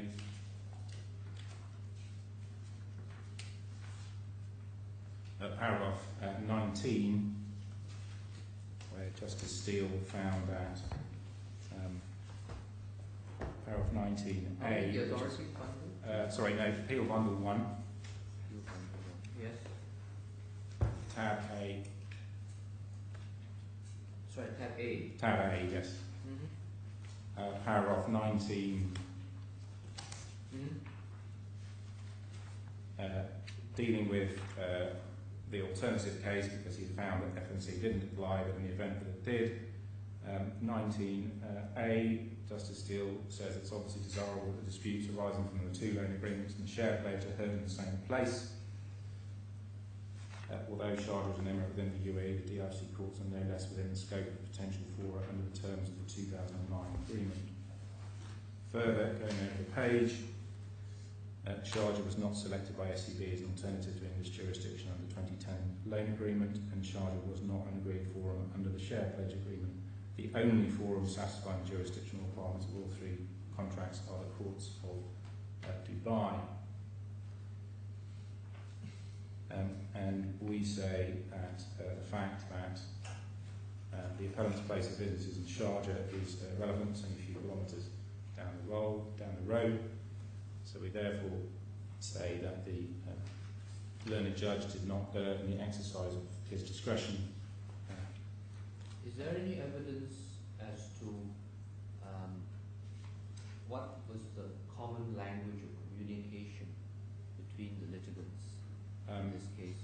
There is, yes. Either in writing or in orally? That's correct. The agreements themselves are in English, yeah. And the witness statements in this case exhibit emails in English between the parties. I can take you to those if... So all the witnesses are likely to be English speaking? Yes, that's correct.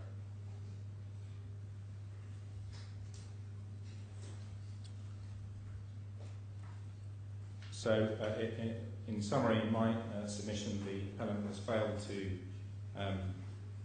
establish that the reasons given by Justice Steele in the court below were wrong. And for those reasons, this appeal should be dismissed. I do need to correct one factual assertion that I made during my submissions, that the agreements were signed in Sharjah. My apologies for that. I'm being reminded that there is no evidence where the agreements were actually signed. So I would like to correct that for the record.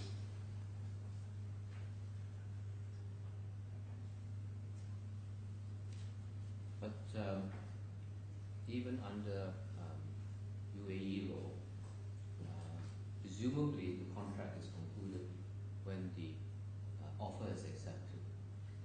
So it really is a question of where, I assume that the customer would have signed last. So the question really is where the customer signed. There's no evidence before the court as to who signed last, and in our submission, the relevant point is where the contract is performed. We say that it's performed in at least part. Performed is a different matter. Performed, I suppose you say the money came out of Dubai. Yeah. But there's no evidence that I'm aware of before the court as to who signed first or last contract. My apologies for going on slightly longer than I intended, but unless there's anything else, those are my submissions. Not for now. So we'll have some closing remarks from Mr. Patrick Joyce and then from Mr. Right. We've agreed that Mr. Al-Adris will in fact go first. He has a couple of quick points, and then I've got a few points arising from the principles. Yes. Thank you, sir. As per the court request, I have provided the authority you have requested me. Are you sharing a mic, Mr. Al-Adris? Yeah. With Mr. Yes, Patrick? I'm close. Yeah, make sure that you're standing close to the mic for the Fair enough. transcription. Fair enough, I'll speak loudly also. Well, you asked me when Abu Dhabi became the capital of the UAE. Yes. And this is mentioned in the Constitution, Article 9. It is already in the bundle. Okay. But unfortunately, the copy in the bundle was not updated. The updated copy now I'm providing, it was in 96. Abu Dhabi became the capital of the UAE. Quick one.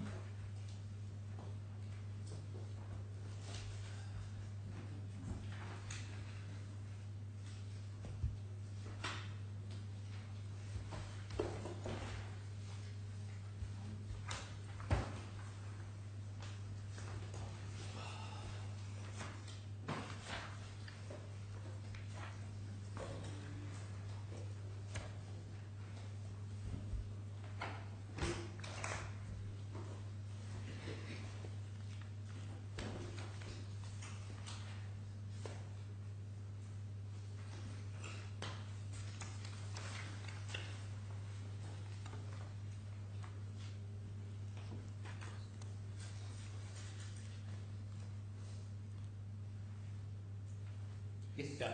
The second point you have asked me, sir, about the whether it is allowed for the parties, the individual, to challenge the jurisdiction of the court before the Supreme Court.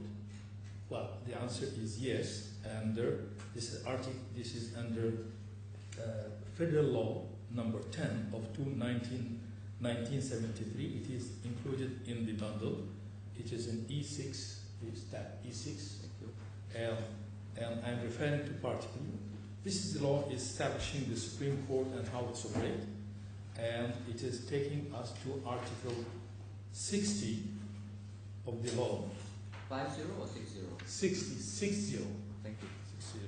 Page 431F of Authorities Bundle 2, behind tab E6.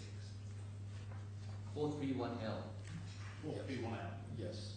In Article 60, I will not read it. I will leave it for Yes, please. benefit of time. I will leave it for it is Yes, in the we bundle. can read it. Yes. That's right. Article 60. Yes. This is allow for the they are setting the parameter when the individual or the party to the litigant party can challenge the jurisdiction of the court before Supreme Court. It is there, and also the ruling of the Supreme Court in alliance matter. The court accepted in principle the challenge as a form, but rejected because the parameter set for the challenge was not met in that particular case. So in principle, it's allowed. Now, the quick remark I have for Mr. Abbott's statement, and some of them will be addressed to my colleague. One quick one I have is Mr. Abbott is submitting that it is not for the DFC court to reject its jurisdiction based on the public order which we are contending, which is applicable in other jurisdiction, which is the federal jurisdiction or new jurisdiction. My simple answer to that, this matter relating to jurisdiction. And when we go to jurisdiction dispute before the Supreme Court will apply only one public order when it comes to jurisdiction, which is as they can understand based on the CPC, not by DFC court laws. First point. The second point, I saw Mr. Abbott constantly relied on Article 31(2) and 33 of the CPC. And my answer to this very simple is both 31.2, 33 falling under the local jurisdiction of the court, which is irrelevant. What is applied here should be is the international or territorial jurisdiction, which is provided from Article 20 to 24 of the CPC. Now, having said that, even we apply 31.2 and 33, this article does not support the respondent position, because simply 31.2, it is dealing about the tort. If you want to bring any action based on the tortious liability to a party, then if you suffer a damage in the territory, you can bring it. You're not talking about a contract, because this contract was provided in detail in the following Article 30.3, in fact. Now, 33, where Mr. Abbott pleaded in detail that said it is allowed for the court in DFC can run the case same time concurrently with the court in Sharjah. This is answer to Your Excellency. Now, this based on Article 33. 33 is not proposing that the court in precinct of which the head office of corporate is located automatically will have a jurisdiction, whether they are the claimant or defendant, whether the matter relating to not. 33 is dealing when the matters involving corporate issues related to that particular corporate.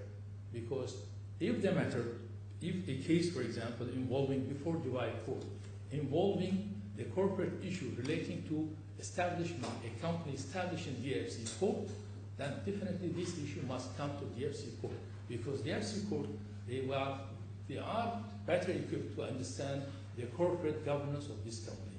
So this is totally irrelevant article.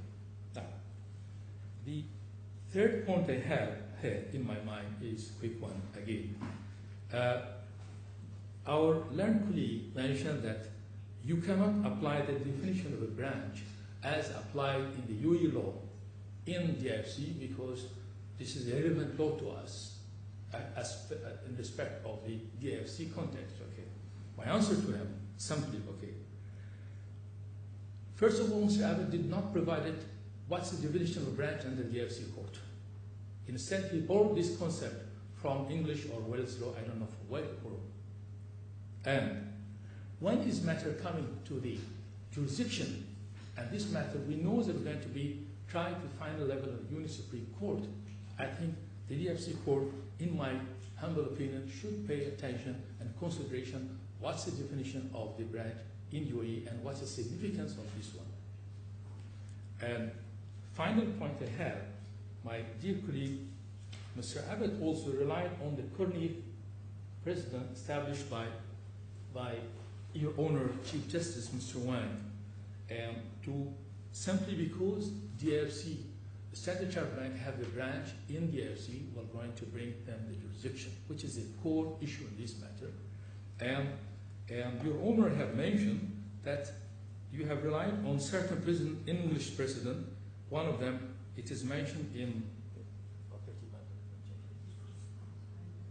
file 1 in tab B4, page 146, and this is, you have mentioned, sir, that in some cases like Aroma and other versus Punjab National Bank and the South India Shipping Corporation versus Export-Import Bank of Korea, the English court allowed for service of writ on English branches of overseas companies in respect of claim that do not have a real nexus with England.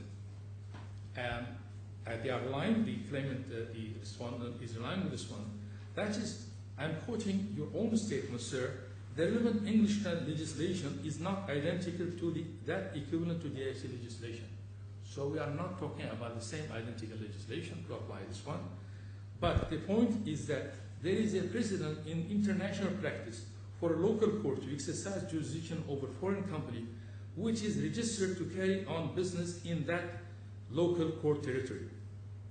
Now, I wonder, with my humble opinion, if a court in the IFC, in deciding this matter, are trying to find out any practice, international practice, I think they should pay attention to the practice in the UAE, because especially this matter going to escalated to the highest level to the Supreme Court, because DRC, at the end of the day, it's a small island or common law island within the ocean of civil law, as you have described, sir. Thank you. I pass it my microphone to Mr.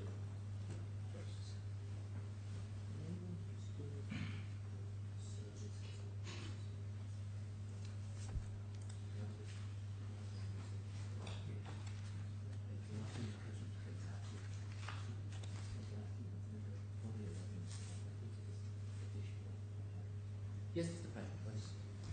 I'm obliged, Your Honour. 5 minutes, if I may, just to deal with a very few points which have arisen from the learned friend submissions and which may not have been fully anticipated in what I said either orally or in my written submissions. The first point arises in relation to the concession. The learned friend said that there was no reason given for our change of mind in seeking to withdraw or resolve from the concession. Far from it is my response to that, because, of course, if you go back to the schedule of reasons of His Honour Sir David Steele, which is in Appeal Bundle we know 1. where David Steele said. I'm obliged. And I think I'm therefore pushing it over, or I'll pass on to number 2. My second point arises in relation to the effect of Federal Law number 8 of 2004. And the learned friend takes issue with that, but our response is fully set out in the skeleton argument at paragraphs 42 to 46. But going beyond that and dealing with a point which really arose in connection with the dichotomy, and I have in mind particularly paragraph 73 of the respondent's skeleton argument, we accept that the federal law enabling the enactment of the DIFC was a federal law.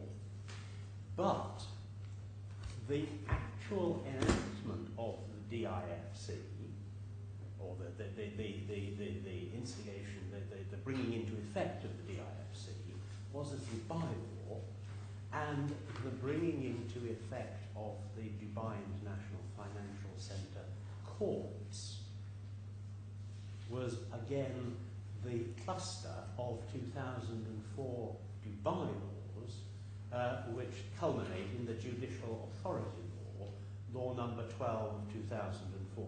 So we do maintain the distinction which we've already made.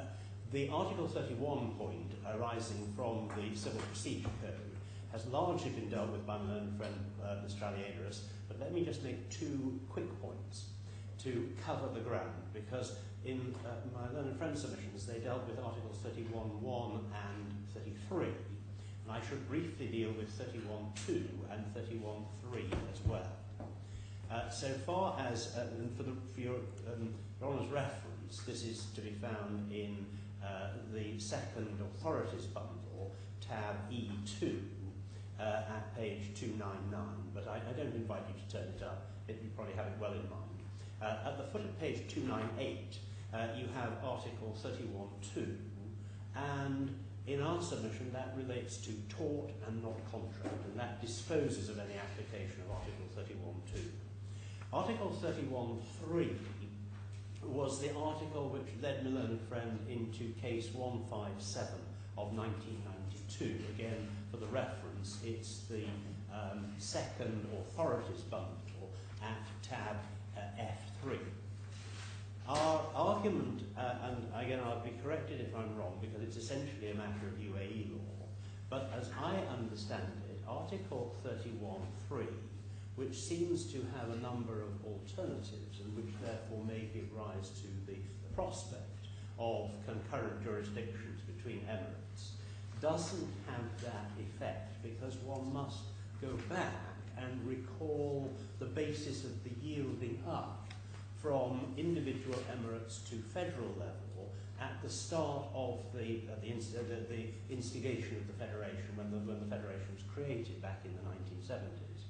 And that one starts with that respect for the individual emirate's jurisdiction, so that if in this instance, for example, the jurisdiction is properly that of Sharjah, then two things would happen. Sharjah would take jurisdiction, but another emirate's court, and we say that the DIFC should be no different in this regard, a court in another emirate would not take jurisdiction because of the respect which is accorded to the individual emirates. And that is why it is rare indeed that there would be a concurrent jurisdictional challenge going up to the Supreme Court. But nonetheless, if there is such a challenge, the Union Supreme Court is the final arbiter in those rare cases. The next point I should deal with is a question from Your Honour Sir Richard Field, which was a question posed to my learned friend in relation to why, in the circumstances, would there be exclusive jurisdiction in the DIFC. And with respect, Your Honour, that puts a finger on the problem which we perceive on the facts of this case. Because if my learned friend's argument is correct, then matters with no connection with the DIFC, but which have a connection with Dubai, maybe a bank in Jumeirah Beach, having a relationship with someone who is resident down in Jumeirah Lake Towers. No connection at all with the DIFC. But if my learned friend's argument is correct, then matters with no connection would be brought within the exclusive jurisdiction of the DIFC, and that underpins our concern about exorbitance of jurisdiction. We're back to submissions I've already made. The penultimate point arises from the learned friend taking the court to the offer letter, the general terms, the banking arrangement letter.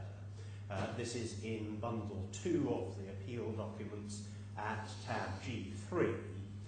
We say simply that the combined effect of clauses 24.6 and 27.1 of the general terms, respectively on pages 93 and 94 of tab G3, carry the day.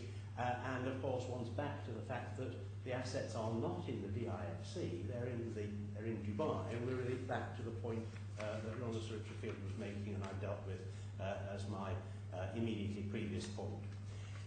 Finally, in relation to FNC forum non-convenience, of course, that is our fallback position if we don't succeed in relation to the jurisdictional matters, and that again comes back to the arguments I've already made about both the hierarchical analysis and also the more close textual analysis of Article 5A1A. The learned friend says that the burden is on the appellant to show that Sharjah is clearly and distinctly the most appropriate forum.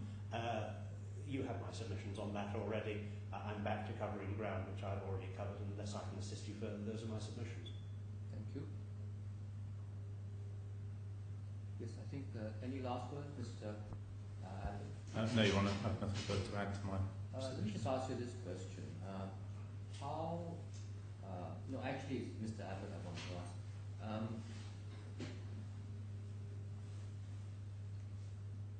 Do you need to respond to anything that Mr. Ali Aziz has said? Because all of that is not in the written skeleton. You think you cope with it in your oral submissions? Your Honour, I've made the point that it was not in the skeleton, and in my submission that goes partly to the prejudice point in relation to the concession argument. Can I just take instructions for Yes. 1 second?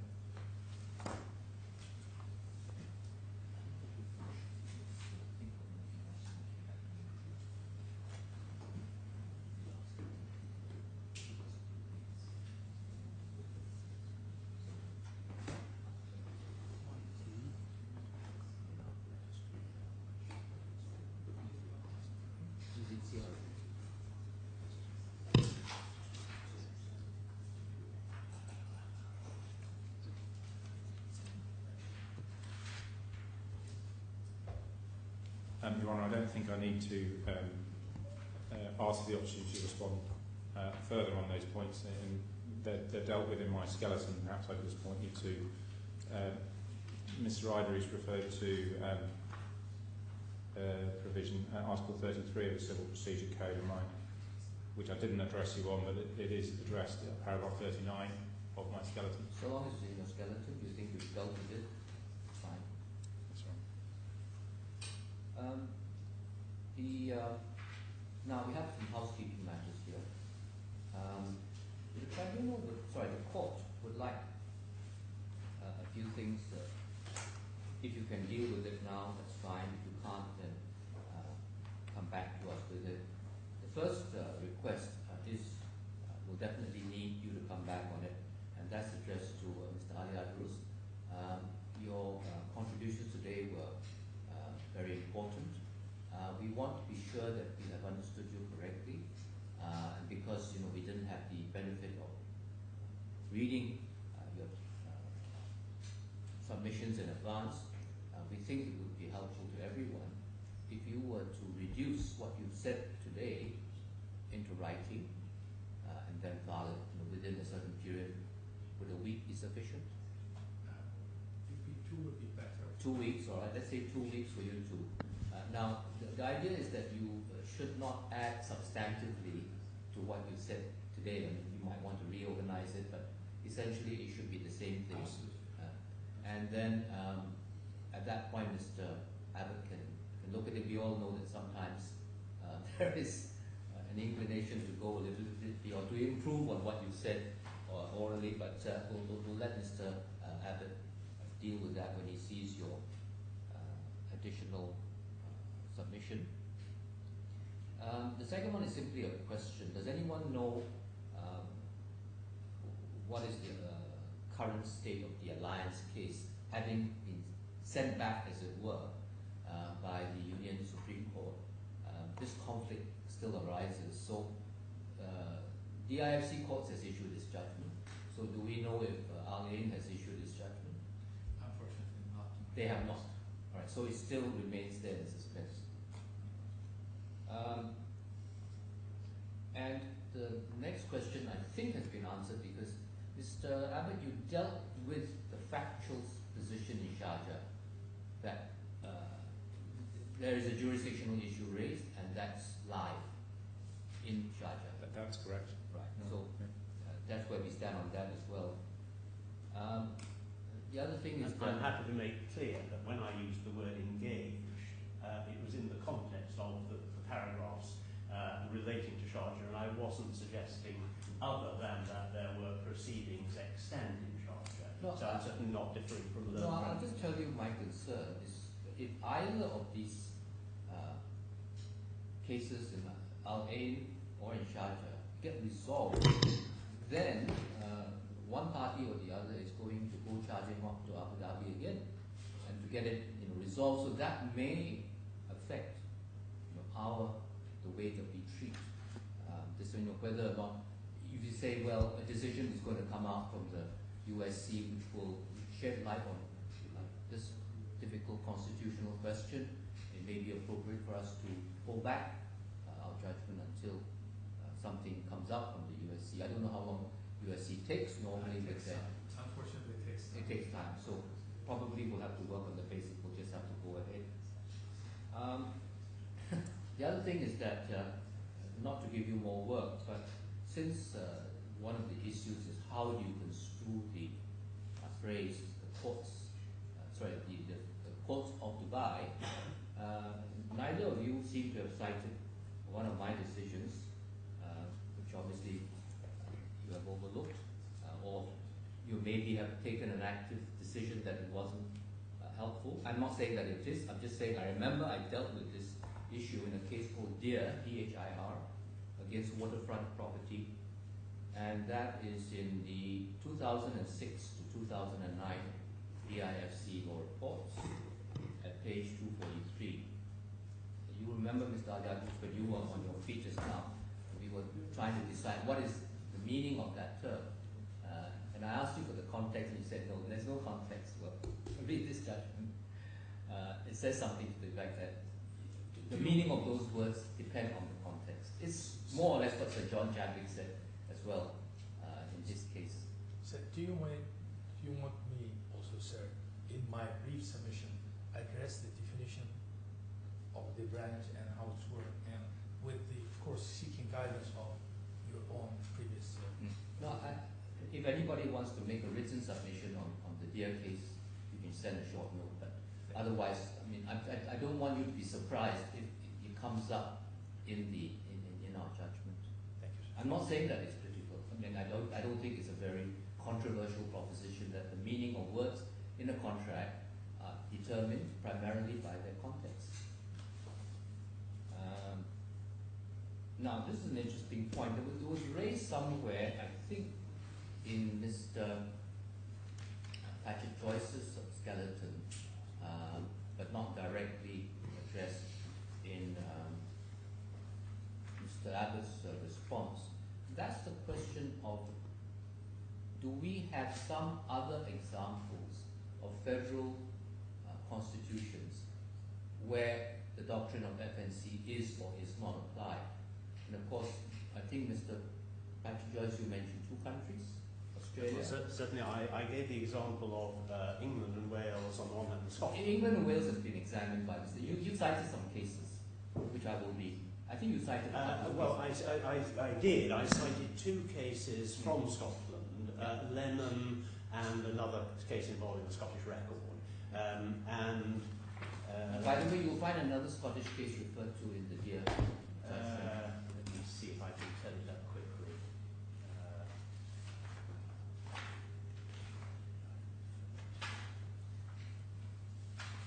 But don't worry about it. I mean, I know that you have cited some case authority. I'll look at it. Mr. Abbott has given his take on the significance of divisions between England and Wales on the one hand and Scotland on the other. Neither of you have mentioned what happens to Ireland. Is there no precedent?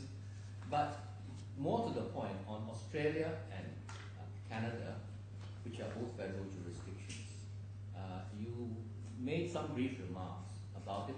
I suggest you go back and do a little bit more research, because I know that in Australia and Canada, there is a version of foreign non-convenience floating around. Now, they reached that result by a combination of case law and legislation. So you may want to drop, each side may want to drop us a note on that and the significance of that, to the extent that it helps. It may not be directly applicable, particularly because they have statutory divisions. But I think it's worth having that more fully researched. I'm very happy to undertake that research. In terms of timing, Your Honour, it may make sense for me to try and contact colleagues in both of those jurisdictions to see whether I can get a more direct and authoritative comment than perhaps researching through textbooks. And that will obviously have an impact on time. I don't know what time constraints we're under. But well, in a way, it would be in tough. a way, the longer the better, in the sense that who knows, suddenly something may come out from Abu Dhabi, some enlightenment, but we won't hold our breath with that.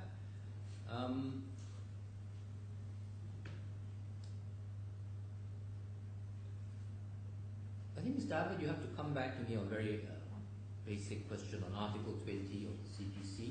Remember the translation point? And what does courts mean? Correct, right? Yeah, and whether it's an of or an or. I've been trying to find this, and I can't. I've seen somewhere in either one of your skeletons or from some of the materials, there was a reference to one of the federal laws that set up the IFC. I think now it's actually, where I saw it is in the Maidan judgment, where in the Court of Appeal they set up the history of how the DIFC is set up. Maybe we can have a look at that. Can you help me find Maidan? Yes, it's also I referred to Maidan in the Authority Bundle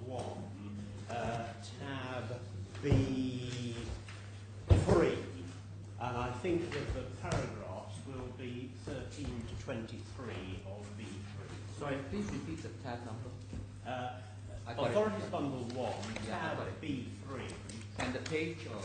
The page, paragraph 13, begins at page 112. Yeah, I think it's actually at 114. All right? 114 is Federal Law number 8 of 2004, and Article 3.2 we've already looked at, the exempting the free zones from the application of federal civil and commercial laws.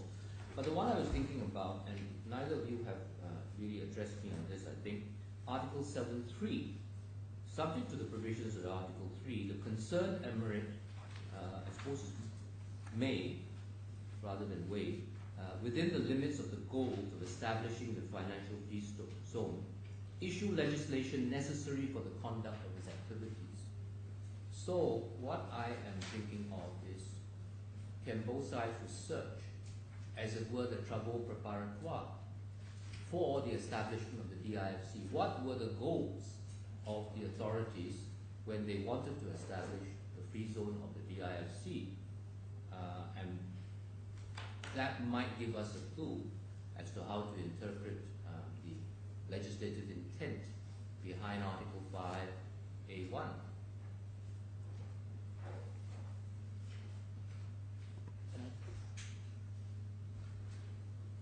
Finally,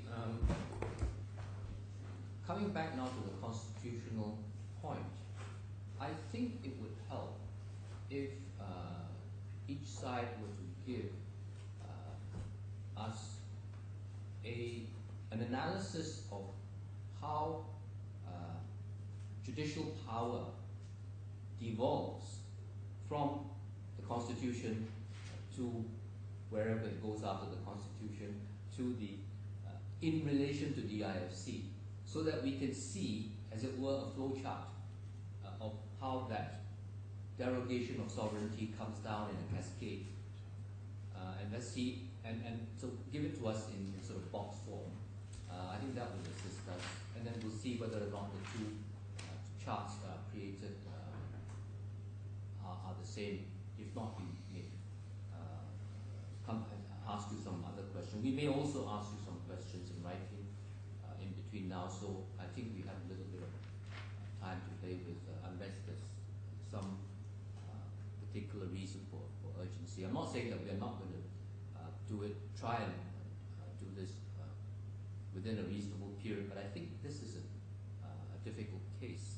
So it's one of those cases where I'll give you advance warning. I'm not sure we can do it in the 3 months, which is our standard KPI, particularly because we are expecting some more material from you.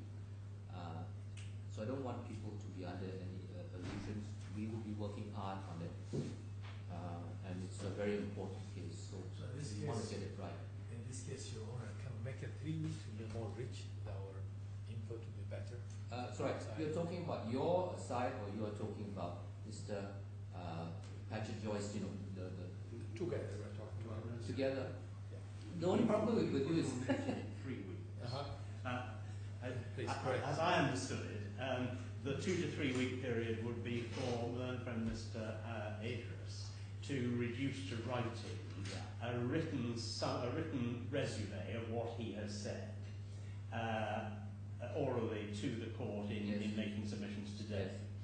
Separate and distinct from that, there is some very interesting but quite extensive homework which needs to be undertaken.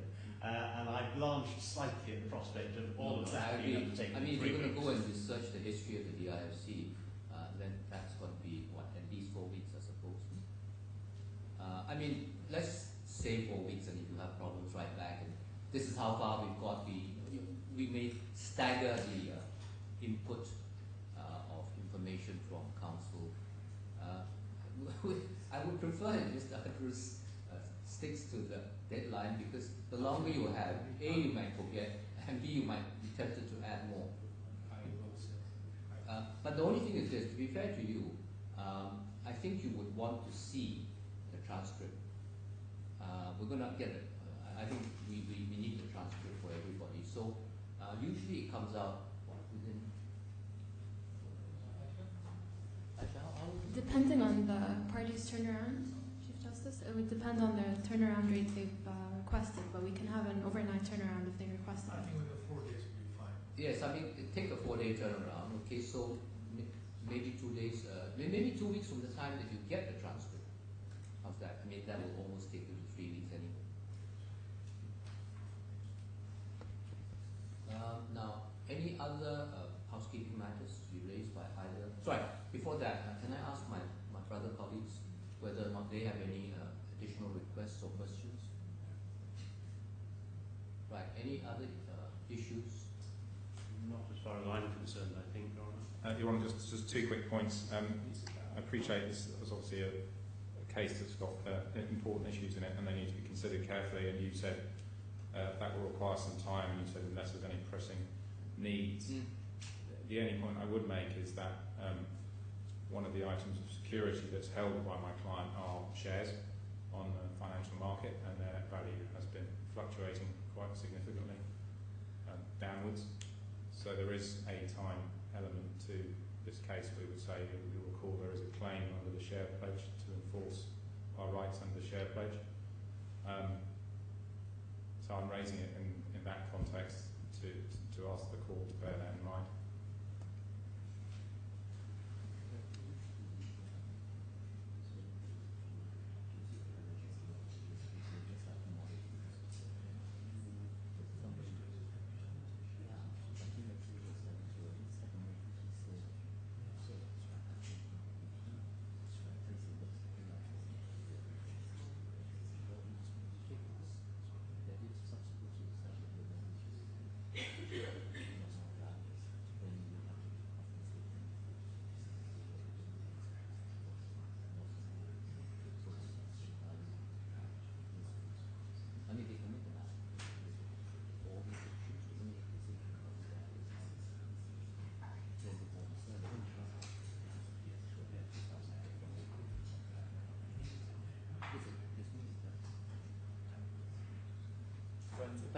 Well, it was simply to respond to what we learned from Mr. Abbott has said, and that is that I can understand, whilst I understand his point, this is a complicated matter and it's a multi-jurisdictional matter, so that from our perspective, having an appropriate amount of time, the 4 weeks that you've indicated, would be a stitch in time saving neither. Well, if you tell me what the market will be like in 3 months, then people aim for that. No, actually, Mr. Abbott, this sort of thing is not unique. And typically, I think the decision actually lies in your client's hands. They must take a commercial view of things, of course, with the benefit of the legal advice. As I understand it, the bank is a pledgee of the shares. Your title as pledgee is being challenged by the customer, but the customer has not applied for any injunction against the bank to prevent them from realizing the security. So your clients could take the position, we have a lawful pledge, our interests are jeopardized, there is a clause in the pledge agreement that entitles us to choose the moment that we sell, which is, I suppose, typical. I assume that there's something like that. And if your clients do sell and you win the case, then there's no other effect, unless, of course, there is a claim against the bank for dereliction of duty as a pledgee or a mortgagee. If subsequently the appeal is allowed, then they will presumably have a claim against you for wrongful disposition of their shares because you should not have sold them, and then the thing will come out in the wash. Because there are no orders in place at the moment to affect your clients exercising what they think are their rights, but they take the risk. Yes, Mr. Sir, on this, following this point, okay, now we have mentioned that the client did not make any challenge or make any restriction order against them. Yes. This pledge. In fact, our position is we believe TFC is not the right forum. They don't have jurisdiction. In fact, we have challenged it, and our challenge in Sharjah court already. Our Sharjah court is not only validity of the pledge, of course it is an ultimate some validity is the pledge. Also, we are challenging the capacity of the director who signed the pledge agreement. Well, This is a corporate matter, will be decided by the Sharjah court. So it cannot be said that we haven't challenged, because in the first place, we in our position, we don't want to give as I the said, jury these things to will- accept these this things will to be play accepted. themselves out. If you get a court order from Sharjah, they will have to decide whether or not they will comply with the order of the Sharjah court and vice versa. The other way that commonly resolve such problems is that, of course, the parties get together and agree, whatever our differences, we agree this, the market is going down, so let's preserve the value of the asset, and then we put the proceeds into escrow, and then whoever wins gets the proceeds. That's if the two of you can agree on whether or not it is appropriate in both parties' interest to sell the security now or within a certain time. So it's really a business decision, but it's a risk management issue. And I think that applies to both sides. Your Honour, I'm grateful. The only other suggestion I might have is that there's quite a lot of homework here you've given us, but if, for example, there was a preliminary decision on the concession point, depending on which way that went, then quite a lot of the homework might not be necessary. The forum non-convenience homework would still be necessary, obviously.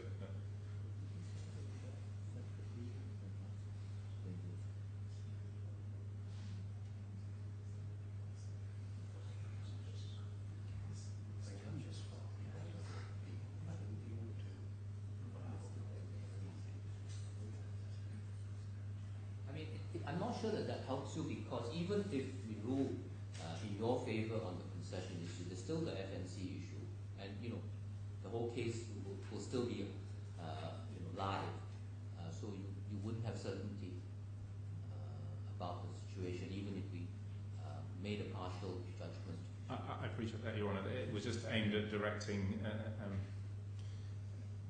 in the context of my previous comment about timing, and depending on which way the decision on the concession goes, a lot of the homework might not be necessary. But you have my point on that. Well, right now the homework's on our part, with your assistance, of course. All right, now if we are done, we can adjourn. Thanks to both sides' counsel for very informative, very helpful submissions and materials. So we will now retire to reserve our judgment. Thank you. All rise.